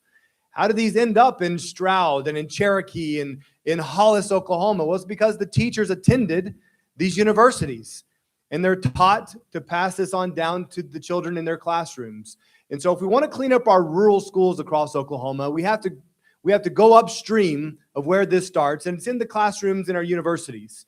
We have to hold them accountable. We have to sit down with the regents and only have strong conservatives on our board of regents that are going to influence the curriculum and those on staff in our universities. There's so much more I could say on that one, but yes, we have to give strong attention to our universities and have that sit down. I agree with Mike there. Bring them into the office and let's vet them and say, how are you weeding out these ideologies in our universities? All right, thank you. Next question. I'm going to start with General Drummond. In the U.S. Constitution, Article 1, Section 8 defines the powers of Congress, and in the 9th and 10th Amendments define the authority of the people and of the states. What is your position on state sovereignty, and how, as governor, would you protect it? State sovereignty matters. The 10th Amendment matters. With the 10th Amendment as my sword and my shield, I sued the Biden administration successfully 17 times during the first 2 years of my administration, pushing back on government overreach. Under the Trump administration, we have a partner in the administration, and yet we still have liberal states that would pass laws that would affect the commerce of Oklahoma. And we fight Colorado. We fight California. Washington doesn't control Oklahoma. Oklahomans control Oklahoma. The value of local control, where you can sit across the table and talk to your governor, talk to your legislator, talk to your councilman, is valuable. As your governor, I will forever protect and defend our 10th Amendment rights. Thank you. Ms. Haynes. The sole purpose of the Bill of Rights is to protect our God-given rights by limiting government. No one will be able to take your guns away because we have the right to protect our property and our people. The Trans-Texas Corridor, which is trying to create a super highway, they've already started in Texas, is trying to put an 8-lane wide road right through Sapulpa, through eminent domain. That will not happen. They will not be welcome in Oklahoma and my administration. You can look that up online. Oklahoma is the 47th state, and Congress and Senate knows where their power comes from the states and the people, and I might need to remind them of that. Also, under Oklahoma, we will cancel our status for the Constitutional Convention of States. They say it's about limited power, limited terms, and balanced budget, but it's bigger than that. It's a special interest wanting to rewrite the Constitution, and you will not recognize our country if they do that. They'll put us under the UN. You will not have guns. You will not have private property. That's why they're building the stack 'em, pack 'em apartments everywhere. They want you to rent. They don't value private property. We have got to withdraw our status in that and not show that we are for that, because we need to defend our country. John Quincy Adams said, without ownership of private property, you do not have liberty or freedom. Chip Keating. Yeah, our state sovereignty, we have got to have an America First governor elected next year. Our state sovereignty is under attack constantly right now. Look no further than State Question 836. If 836 passes, my friends, this place looks very different. Our conservative, God-given way of life in Oklahoma might not remain that way. This is where we have to fight back. These liberals and the money that has followed them that have come and plagued our state through the ballot initiative process, it is time to push back. Where have we been? We better wake up right now, because our way of life in Oklahoma, the liberals are already trying to meddle in it. And so I will tell you, as your next governor, it is critical that you know exactly where I stand or any of these candidates stand with their conservative values, because if we do not push back, heaven forbid we see who the next president is in 2028.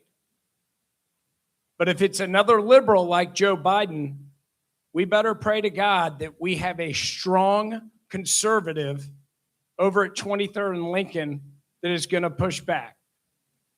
Our way of life will not and cannot be under assault any further. And I will pledge one thing as governor: we have not countered these ballot initiatives at all over the last 8 years. 788, 780, 781, now 836, a litany of them. This will be a priority of mine, that the conservatives wake up and we push back on the liberals that are trying to infiltrate our great state. Mike Mazzei.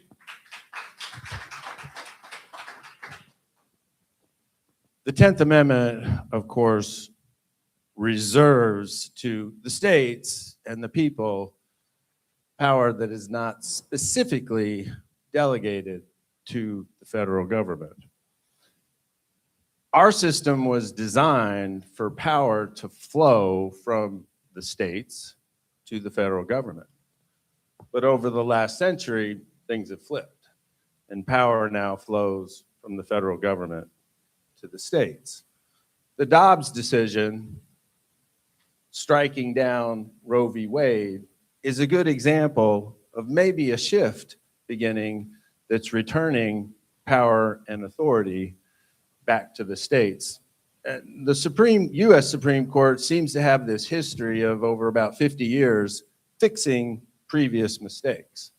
Segregation was affirmed once upon a time on a dark day by the U.S. Supreme Court, but later they struck it down via Brown versus Board of Education. 49 years later, after Roe v. Wade, this new conservative court struck it down. I think it's time for the U.S. Supreme Court to revisit school and prayer in schools. As governor, I will advocate for prayer in schools, which was ripped out of our education system in the 60s.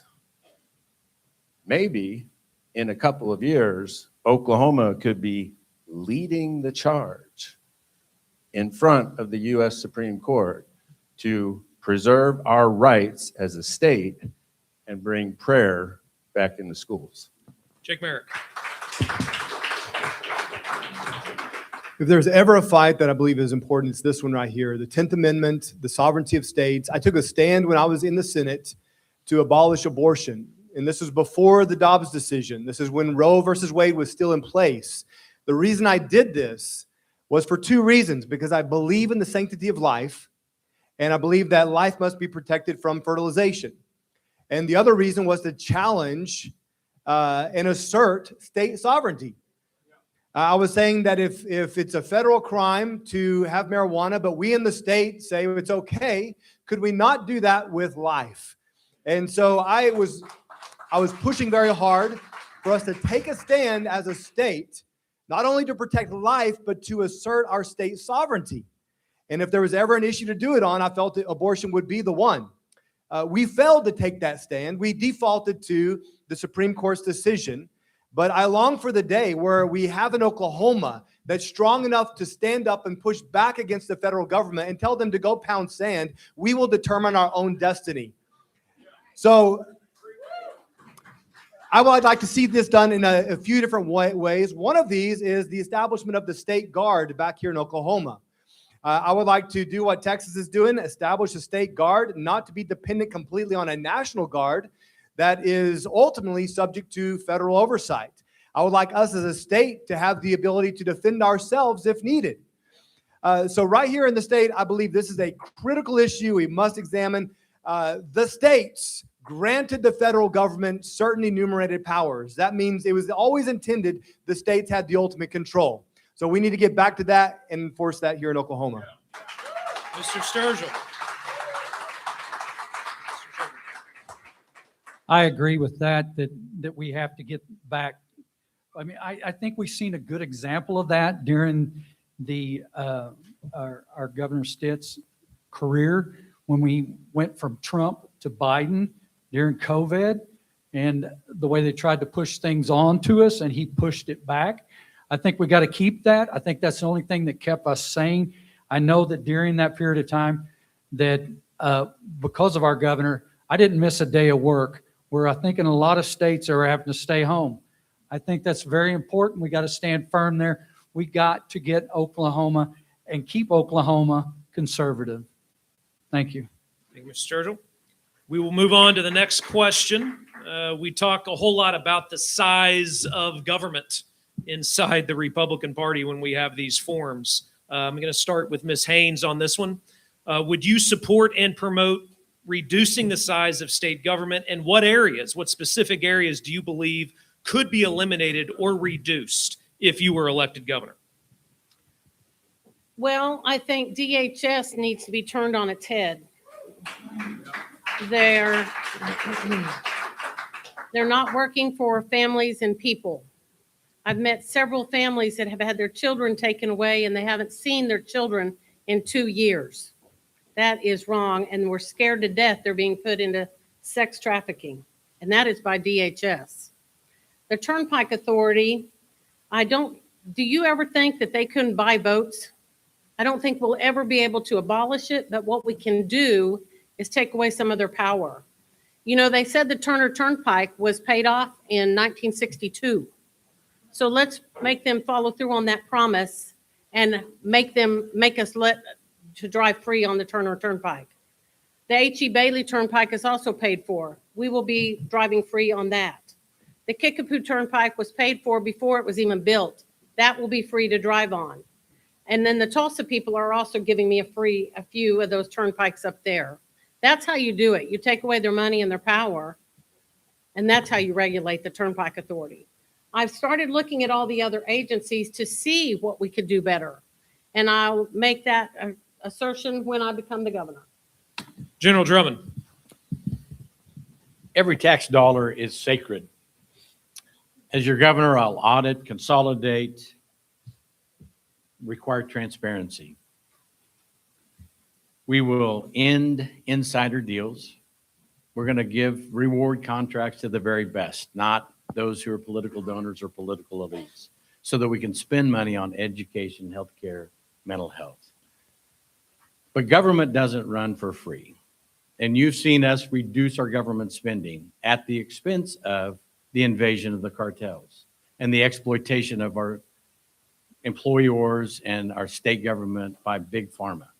And you've seen the exploitation of our citizens through Allstate and State Farm by double charging on your rates and cutting in half your claims. As your Attorney General, I stood up divisions in each one of these areas to combat organized crime successfully, to combat big out-of-state companies that would exploit our pharmacists and our employers by overcharging through pharmacy benefit managers, fight back on the big insurance and out-of-state companies that would take advantage of Oklahomans. We pay double in property and casualty than any other state, and we're fighting back. So government runs on tax dollars that are sacred and should be limited, but we have to have leaders who are unafraid to protect Oklahomans. And as governor, I will put Oklahoma first.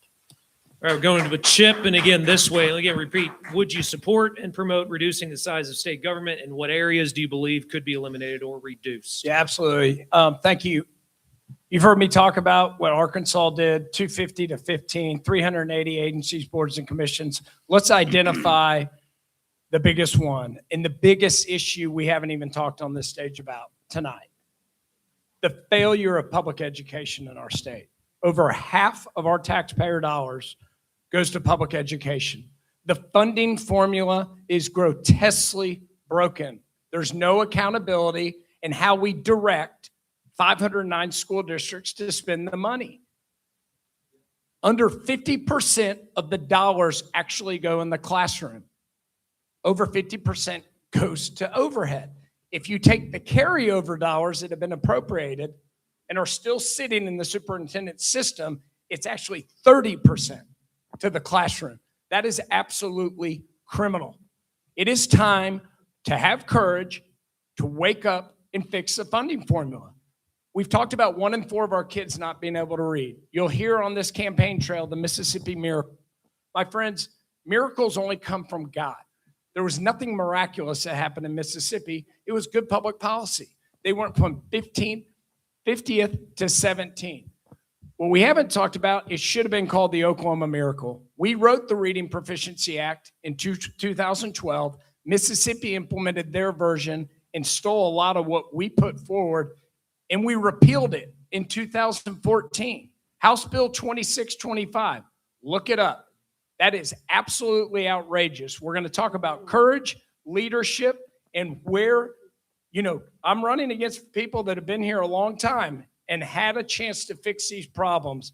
But this is exactly where we're going to get control of agency reform. We're starting with public education, and we're putting our kids first going forward. Mike Mazzei. It's a nice talking point to survey the number of agency boards and commissions and how that could maybe save some taxpayer dollars. But here's the reality of the $35 billion state budget. 15 agencies account for 96% of the spend. So think about your small business or your family. If you had to over the next week, could you reduce spending by 3 to 5%? Sure you could. But heaven forbid that we bring that type of tenacity to spending in Oklahoma. In 2019, my first year as Secretary of Finance, the state spend was $7.9 billion. Last year, it was $12.5 billion, over a 40% increase. And I guarantee you over that time frame, the incomes of the people of Oklahoma did not go up 40%. The fact of the matter is, you can't reduce government without reducing spending.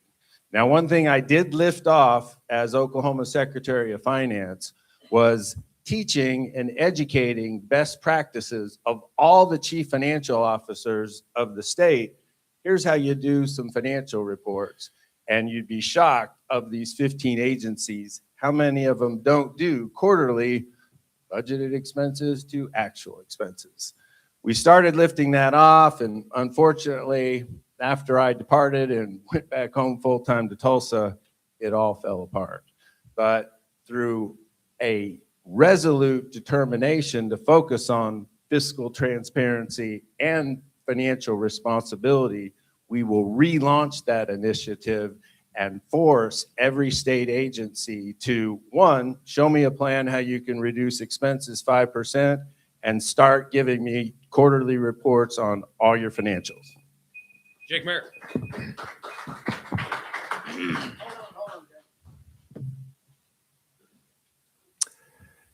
I think it's time we flip the script on the government. They liked to tell us which businesses were essential a few years ago. And I think it's time that we start telling the government which businesses, which agencies, which departments are essential. And I believe a good DOGE effort is in place. It's due. I like what Elon Musk did at the federal level in exposing all of the millions and billions of dollars going to transgender education in Zimbabwe or whatever it may have gone to. I think we would all be surprised if we did a thorough investigation here in Oklahoma where all the money's going. Just last year, Cindy Byrd did a thorough investigation of Tulsa public schools and found some surprising NGOs and departments where this money was escaping to. It should have been going to the classroom, to educating our children. So it's time that we do a true DOGE effort here in Oklahoma, investigate where our money's going. And, I think that administrative bloat in our education system is a real thing, with over 500 superintendents across the state. I think we should look at how we might reduce those possibly to a model of a county superintendent moving to 77 in the state. I think that may be a good idea to channel that money, funnel that money directly to the classroom and to the teachers rather than keeping it at the top. As we're talking about holding government accountable and keeping it in its lane, I think we should also talk about surveillance in the state. I'm all for cameras in our courtrooms and ending the practice of flock cameras to capture your every movement across the state.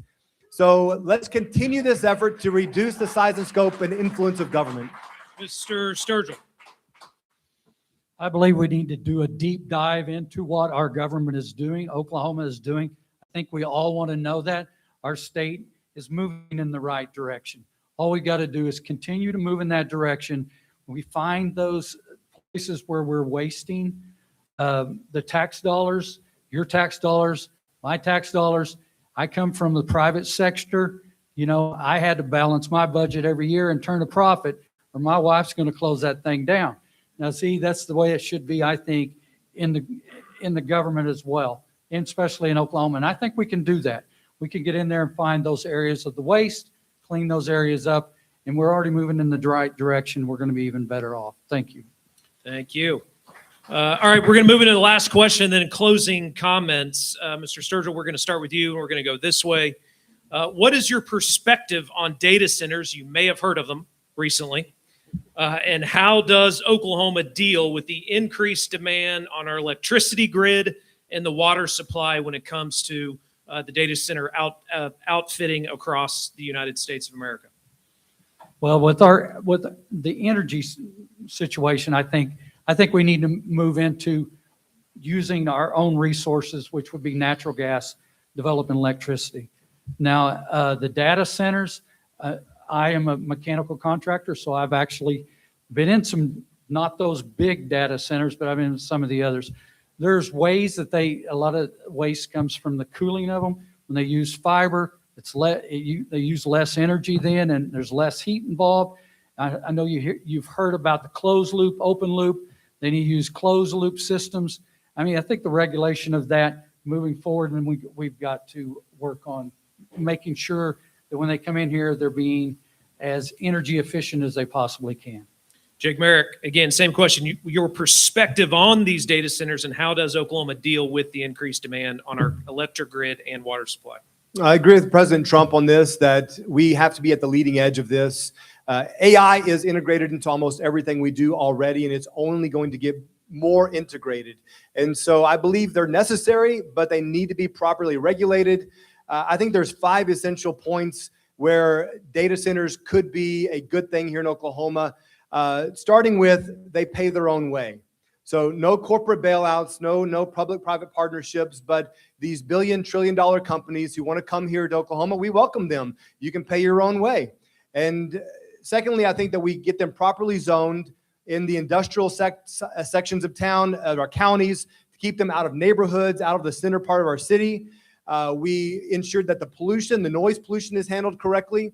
And then 2 critical points, the water is the major concern. I think the closed loop system seems to be the best solution there. When they're anticipating a $5 to $7 million draw on water daily, that becomes unsustainable. And so with a closed loop system, this water would recirculate, continuing to cool the data centers without a continuous draw on the water system. So I think that makes it sustainable, as well as mandating behind the meter. We saw last year that our legislature passed the allowance for behind the meter, where they could build their own energy infrastructure. I would go to the next level with that, of mandating these data centers build their own energy infrastructure and keep them from tapping into the grid and raising everyone's electric. So with those 5 points, I think that data centers could be welcome here in Oklahoma. But again, they pay their own way, properly zoned, the closed loop system, the behind the meter, and then the noise pollution control. Mike Mazzei. The AI revolution will require more and more processing power. And if the big tech companies want to build a data center at an industrial park and pay for their own electricity and pay for their own water, great. That's what President Trump has suggested, and we support his lead on that issue. But in Oklahoma, that's not what's happening. We're rolling out lots of tax benefits for these data centers, and our electricity and water costs are going up as a result. Let's not make the same mistake that we made with wind power when we gave away $1.5 billion. Let's fight, or as governor, I will oppose and work against these huge tax benefits for data centers. In Virginia, we have seen that the big four, Meta, Facebook, Microsoft, Google, get $1 billion per year of tax breaks, only to feed into the system from the permanent jobs, and there are some, of $100 million per year. Not a good deal, not a good return on investment for the taxpayers. We can't afford a mistake like that in the state of Oklahoma. So I will work against taxpayer-supported data centers, and we will work hand in hand with the Trump administration to make sure these data centers have to pay for their own electricity and their own water. Chip Keating. Yeah, so I don't think it was anybody in here, but I think it was my other opponent who's not here tonight, went and put some literature all over your cars that I'm in the data center business. That's false, by the way. I have a fiber business in South Texas that provides internet services to a home. So clear the air there. Couple things. Number one, AI, data center, it's a national security issue, and it is a race. China is trying to win the race. India is trying to win the race. And so America must win. So what do data centers need? They need power, cheap power, and water.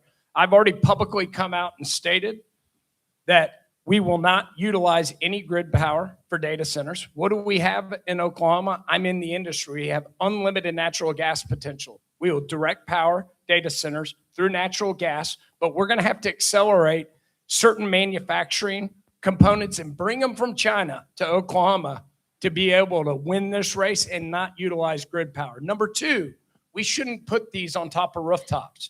They should be out close to the well sites. Guess what every well in Oklahoma produces? Produced water, not good water, salt water. There is technology that can descale the salt water, utilize it for the cooling needs that these data centers need before we re-inject them into saltwater disposal wells. This will help our oil and gas industry on our producer side. This is how we incentivize getting more companies back to Oklahoma to drill for natural gas to win this national security race. This is a very, very important issue that we must get right. We will not use our aquifer water. We won't use our groundwater, and we will not use our grid power and put it on the backs of ratepayers. Ms. Haynes. Last year, the state legislators gave 17 million and 17 million in cash to get AI started here and 1 billion in tax subsidies. In Loudoun, Virginia, with 200 AI centers, it used 900 gallons of water. In 2023, it used all of the water, and the people had to start drinking, buying bottled water. They put out 800 decibel hum constantly. It takes 5% of the global energy just for the AI centers, and it puts out 100 emissions of in the air. I studied the U.S. power grid with the Southwest Power Pool Master Plan Improvement Squad for 2 years when I was in graduate school. We flat do not have the power grid for more electrical needs. Flat don't have it. We haven't done a massive power plant improvement plan all across the nation, and we need to build power plants to house or to supply the electricity needs of all the Oklahomans. Also, water is at a premium here. We have people without being able to bathe because their water lines are crushed. We have flooding. We have treatment problems in Hefner Lake and Coweta. We have infrastructure failing.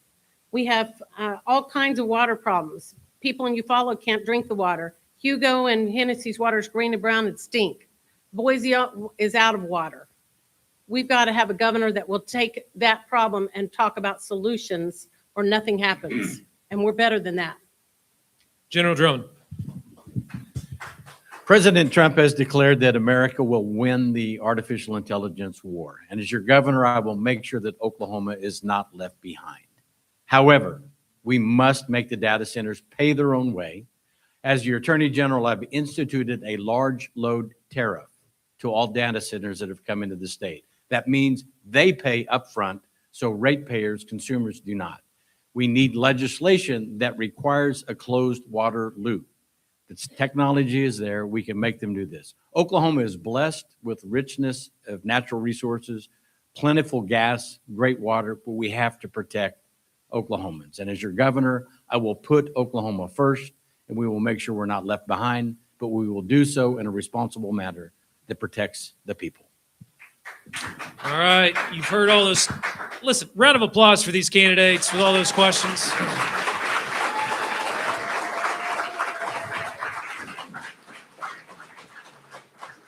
Gold star from your moderator here. We're going to start with the closing statements, end with closing statements. 2 minutes, not 3 minutes, 2 minutes. We're going to start down here with Mr. Kenneth Sturgell. We'll start closing us out. And a round of applause for our timekeeper. Come on.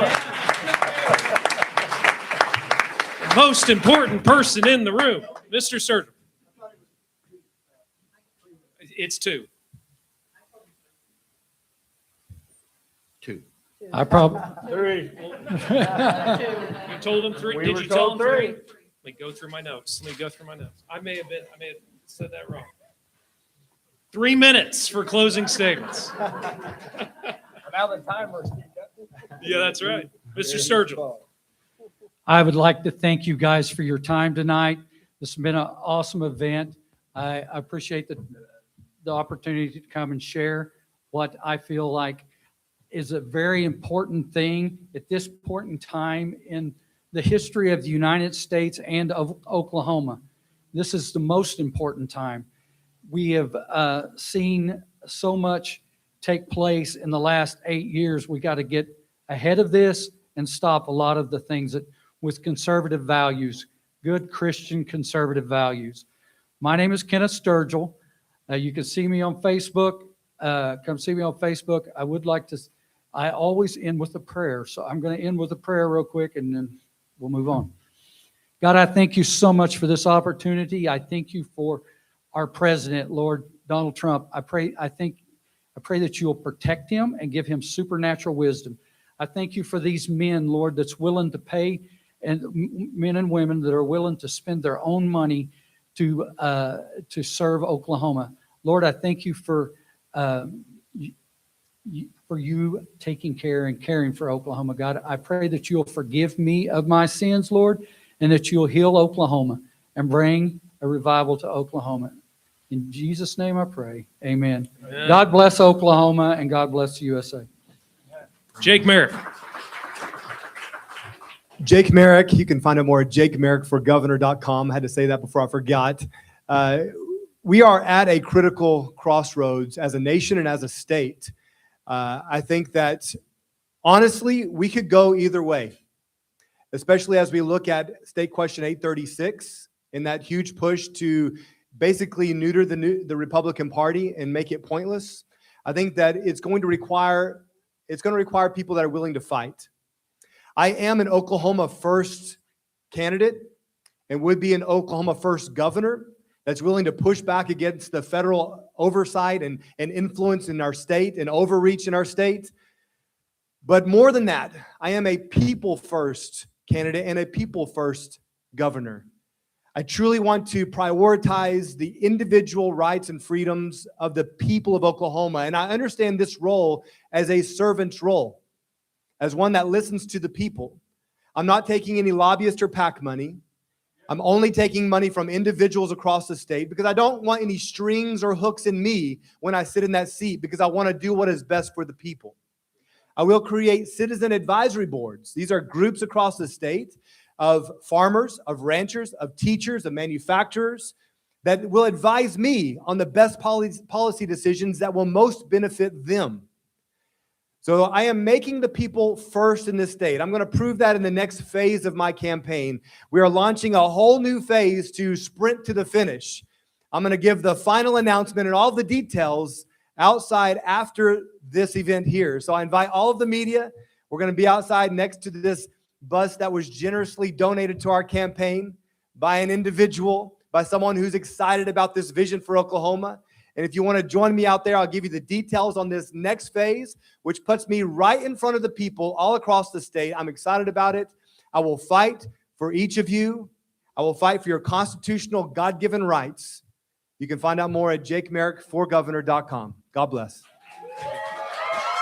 Mike Mazzei. Thanks, Governor Pinnell, for doing a good job for us tonight.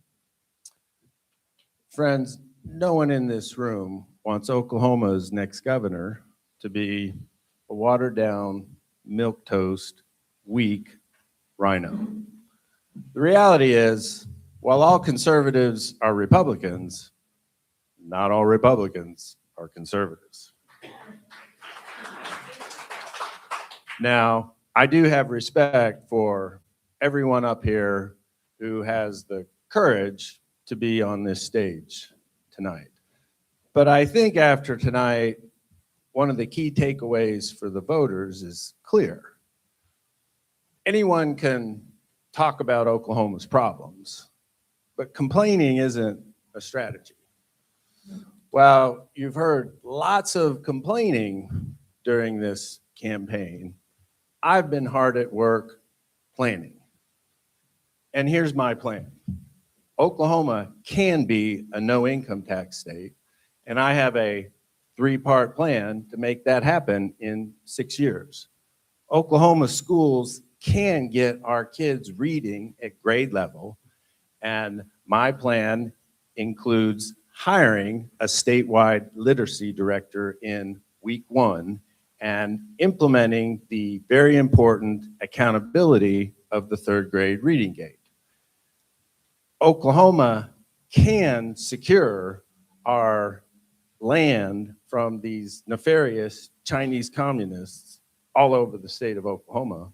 And I have a plan to effectively and quickly enforce the Oklahoma Constitution to secure the land of Oklahoma for the people of Oklahoma.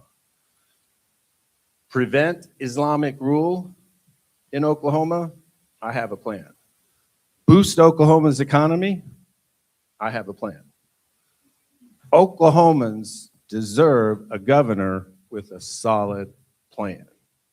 That's why I'm so excited about Oklahoma's future, because when true reform-minded conservatives unite in common cause, together we can usher in, through a solid plan, a golden age of growth and prosperity for our kids and our grandkids. Chip Keating. Got a few seconds left. Please check out MikeForOK.com. I'll give you 5 seconds more because I. And have a super blessed weekend. There we go. My apologies. Chip Keating. Hey, a big round of applause to the GOP and to our wonderful Lieutenant Governor, Matt Pinnell. Matt's a dear friend and a good man. Look, Oklahoma is at a crossroads. The path we take, we go forward to a greater Oklahoma, or frankly, we stay as Oklahoma okay. I'm not an office hopping career politician. I am stepping away from the private sector because I deeply care about what is broken in Oklahoma. I talk about courage, leadership. This is not a job, frankly, this won't be a job that I want to do beyond being governor. My pledge to you all is go be a governor, go fix the issues that are broken in our state, and go back to the private sector. That is what our country was intentionally founded upon. Our founding fathers went back to the private sector. George Washington could have been the president forever, but after 8 years, he knew when to exit stage right. If Oklahoma was perfect right now, I wouldn't be sitting up here. I'd be sitting out there. I've never been a Democrat. I've never voted for a Democrat. I've never given to a Democrat. and I've been very active in the party. I think it's very important that you do your research on every single candidate running, because we are running to preserve and be a conservative Republican nominee for governor. Oklahoma's 50th in education. We talked a little bit about the Mississippi Miracle. They went from 50th to 17th. Do your homework. We abandoned ship. Talk's cheap. We should be the Oklahoma Miracle today. We should be 17th in public education. Our funding formula is atrocious for public education in Oklahoma. It has to be fixed.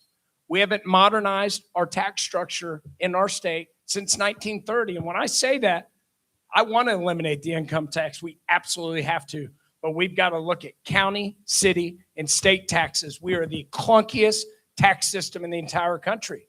Just like we're the clunkiest state in terms of inefficiencies with the way our agencies are set up. We have an illicit drug problem in our state. I'm a former state trooper. I've worn body armor for a living. These issues can be tackled. I will declare a public safety emergency day one. We'll activate the National Guard. We'll give the resources to our men and women to go shut these illegal grows down. But I ask you a simple question in closing. If any of the office hopping career politicians were going to have fixed the problem, shouldn't they have done it already? Thank you, and please check us out at Keating2026.com. Lisa Haynes. Thank you all for being here and sticking with us. I'm Lisa Mitchell Haynes. I believe in life, liberty, and the pursuit of happiness. I believe in liberty and freedom, and I'm a faithful believer in Jesus Christ. I am for limited government because total government is socialism, and that leads to communism. And I believe in our Constitution. I'm 100% behind President Trump and his policies. I believe in life, liberty, and the pursuit of happiness, and that comes from ownership of private property. And I will defend your rights against this trans-Texas corridor that's trying to bust its way into Oklahoma. If you need a break from your taxes of any kind, vote for me. I am aware of it, and I will help you. If you want your streets and bridges fixed so you're not getting bubbles on your tires and cracks on your, car, vote for me. If you want these water issues cleared up, vote for me. If you want education fixed with more than one issue, vote for me. If you're tired against the war against Native Americans, vote for me.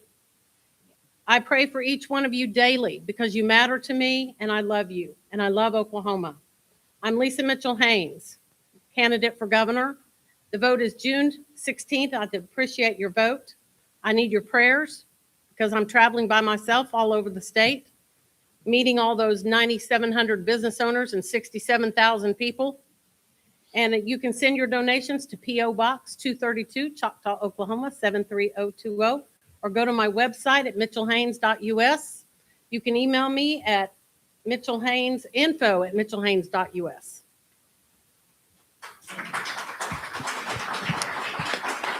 General Gentner Drummond. Thank you, Matt. Thank you, GOP. Thank you, good Oklahomans, for being here tonight. Oklahoma deserves leadership. Leadership requires courage. Leadership requires action.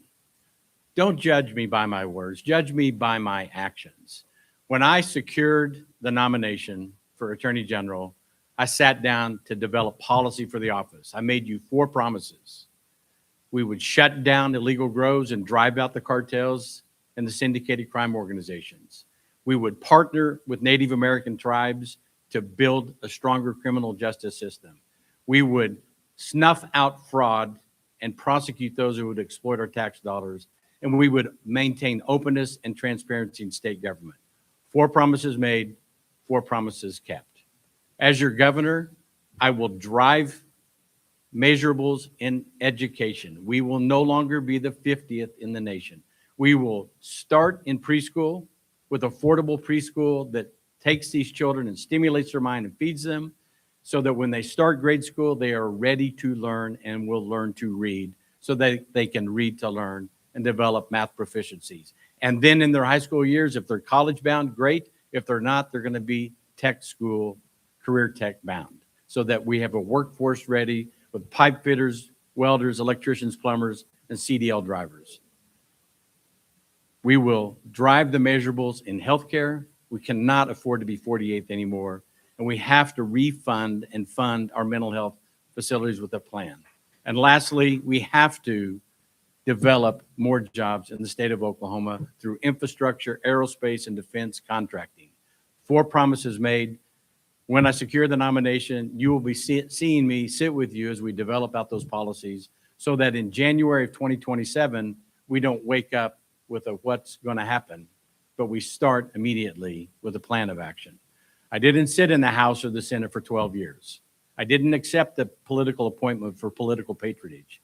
I've been a businessman for 30 years, a fighter pilot for 8, and for the last 3 years, I've worn a badge on my hip and a gun on my back and defended Oklahoma every day of my life. I am going to put Oklahoma first, as I have, and I will continue. As President Trump fights to make America first among nations, I will fight to make Oklahoma first among states. I thank you for your time. I ask for your prayers, your vote, and your support. DrummondOK.com. God bless this gathering, this party. God bless this state. And may God bless our great American patriots fighting in Iran and our nation. Thank you. Another round of applause for all of our candidates, please. Thank you all.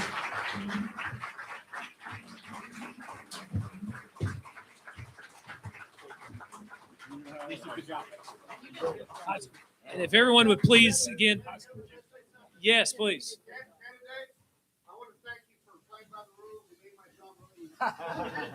Thank you again. All right, everyone please sit back down. We do have one candidate that was not able to be with us this evening. I think we're going to drop a screen.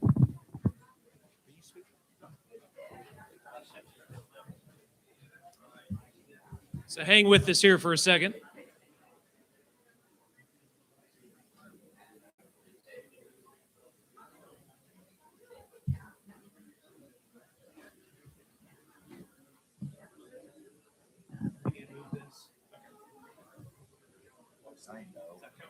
Yeah.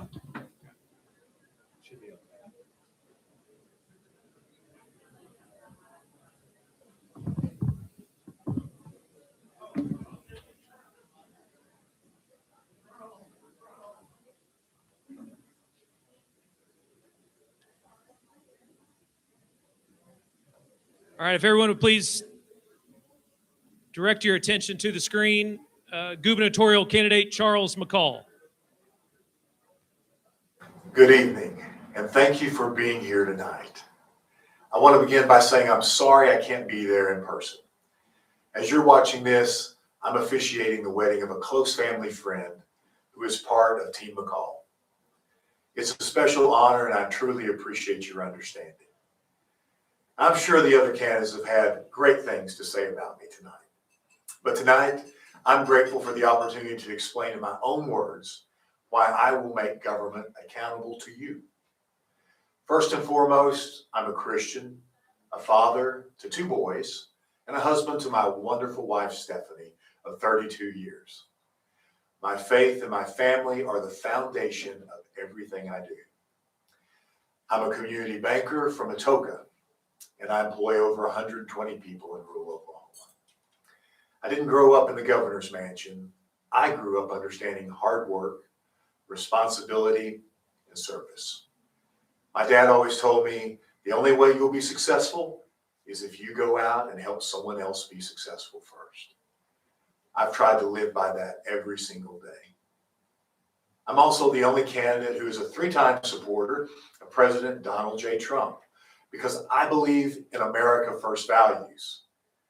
When I had the privilege of serving as Speaker of the House, I inherited a fiscal and policy mess. And instead of making excuses, we got to work.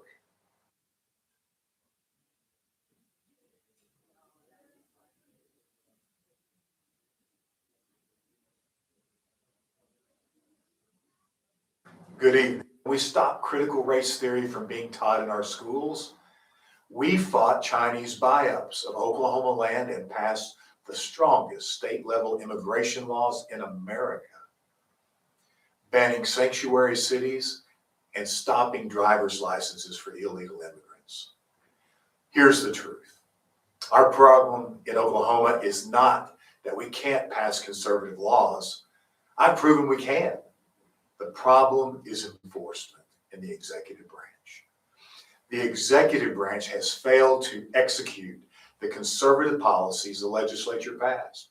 And as governor, I will fix that. I will make government agencies accountable to you rather than entrenched bureaucracy.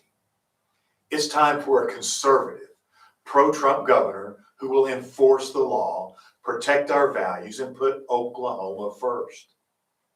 Tonight, you've heard a lot of discussion about policy.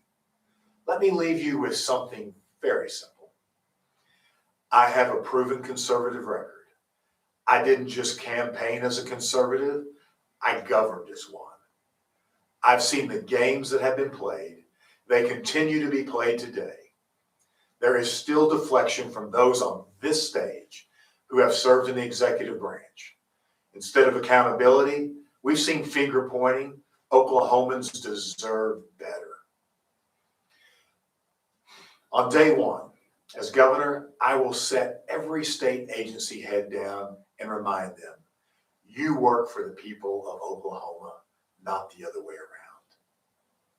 If I'm not confident they are aligned with a results-driven Oklahoma first agenda, they will be replaced immediately. We will freeze and repeal property taxes for seniors 62 and older, so they are not taxed out of their homes. We will continue to grow our economy as I have done in the past and expedite our path to zero, the personal income tax, while protecting core services of the state. We will defend Oklahoma values alongside President Trump and fight back against federal overreach. We will take back land from foreign adversaries. We will protect public safety because the number one purpose of government is protecting its citizens. No excuses, no deflection, no games. I will simply get things done like I have in the past. And at the end of the day, I will remain grounded in my Christian faith, my love for family, and my love for this state. I will never lie to you or embarrass you, and I will fight for you every day. I'm asking you for your trust, your prayers, and your vote. If you give me the opportunity to serve as your governor, the buck will stop with me. Thank you. God bless you, and God bless the great state of Oklahoma. Thank you for that. Hey, let's give a round of applause for all of our volunteers that helped put this on with the OK GOP.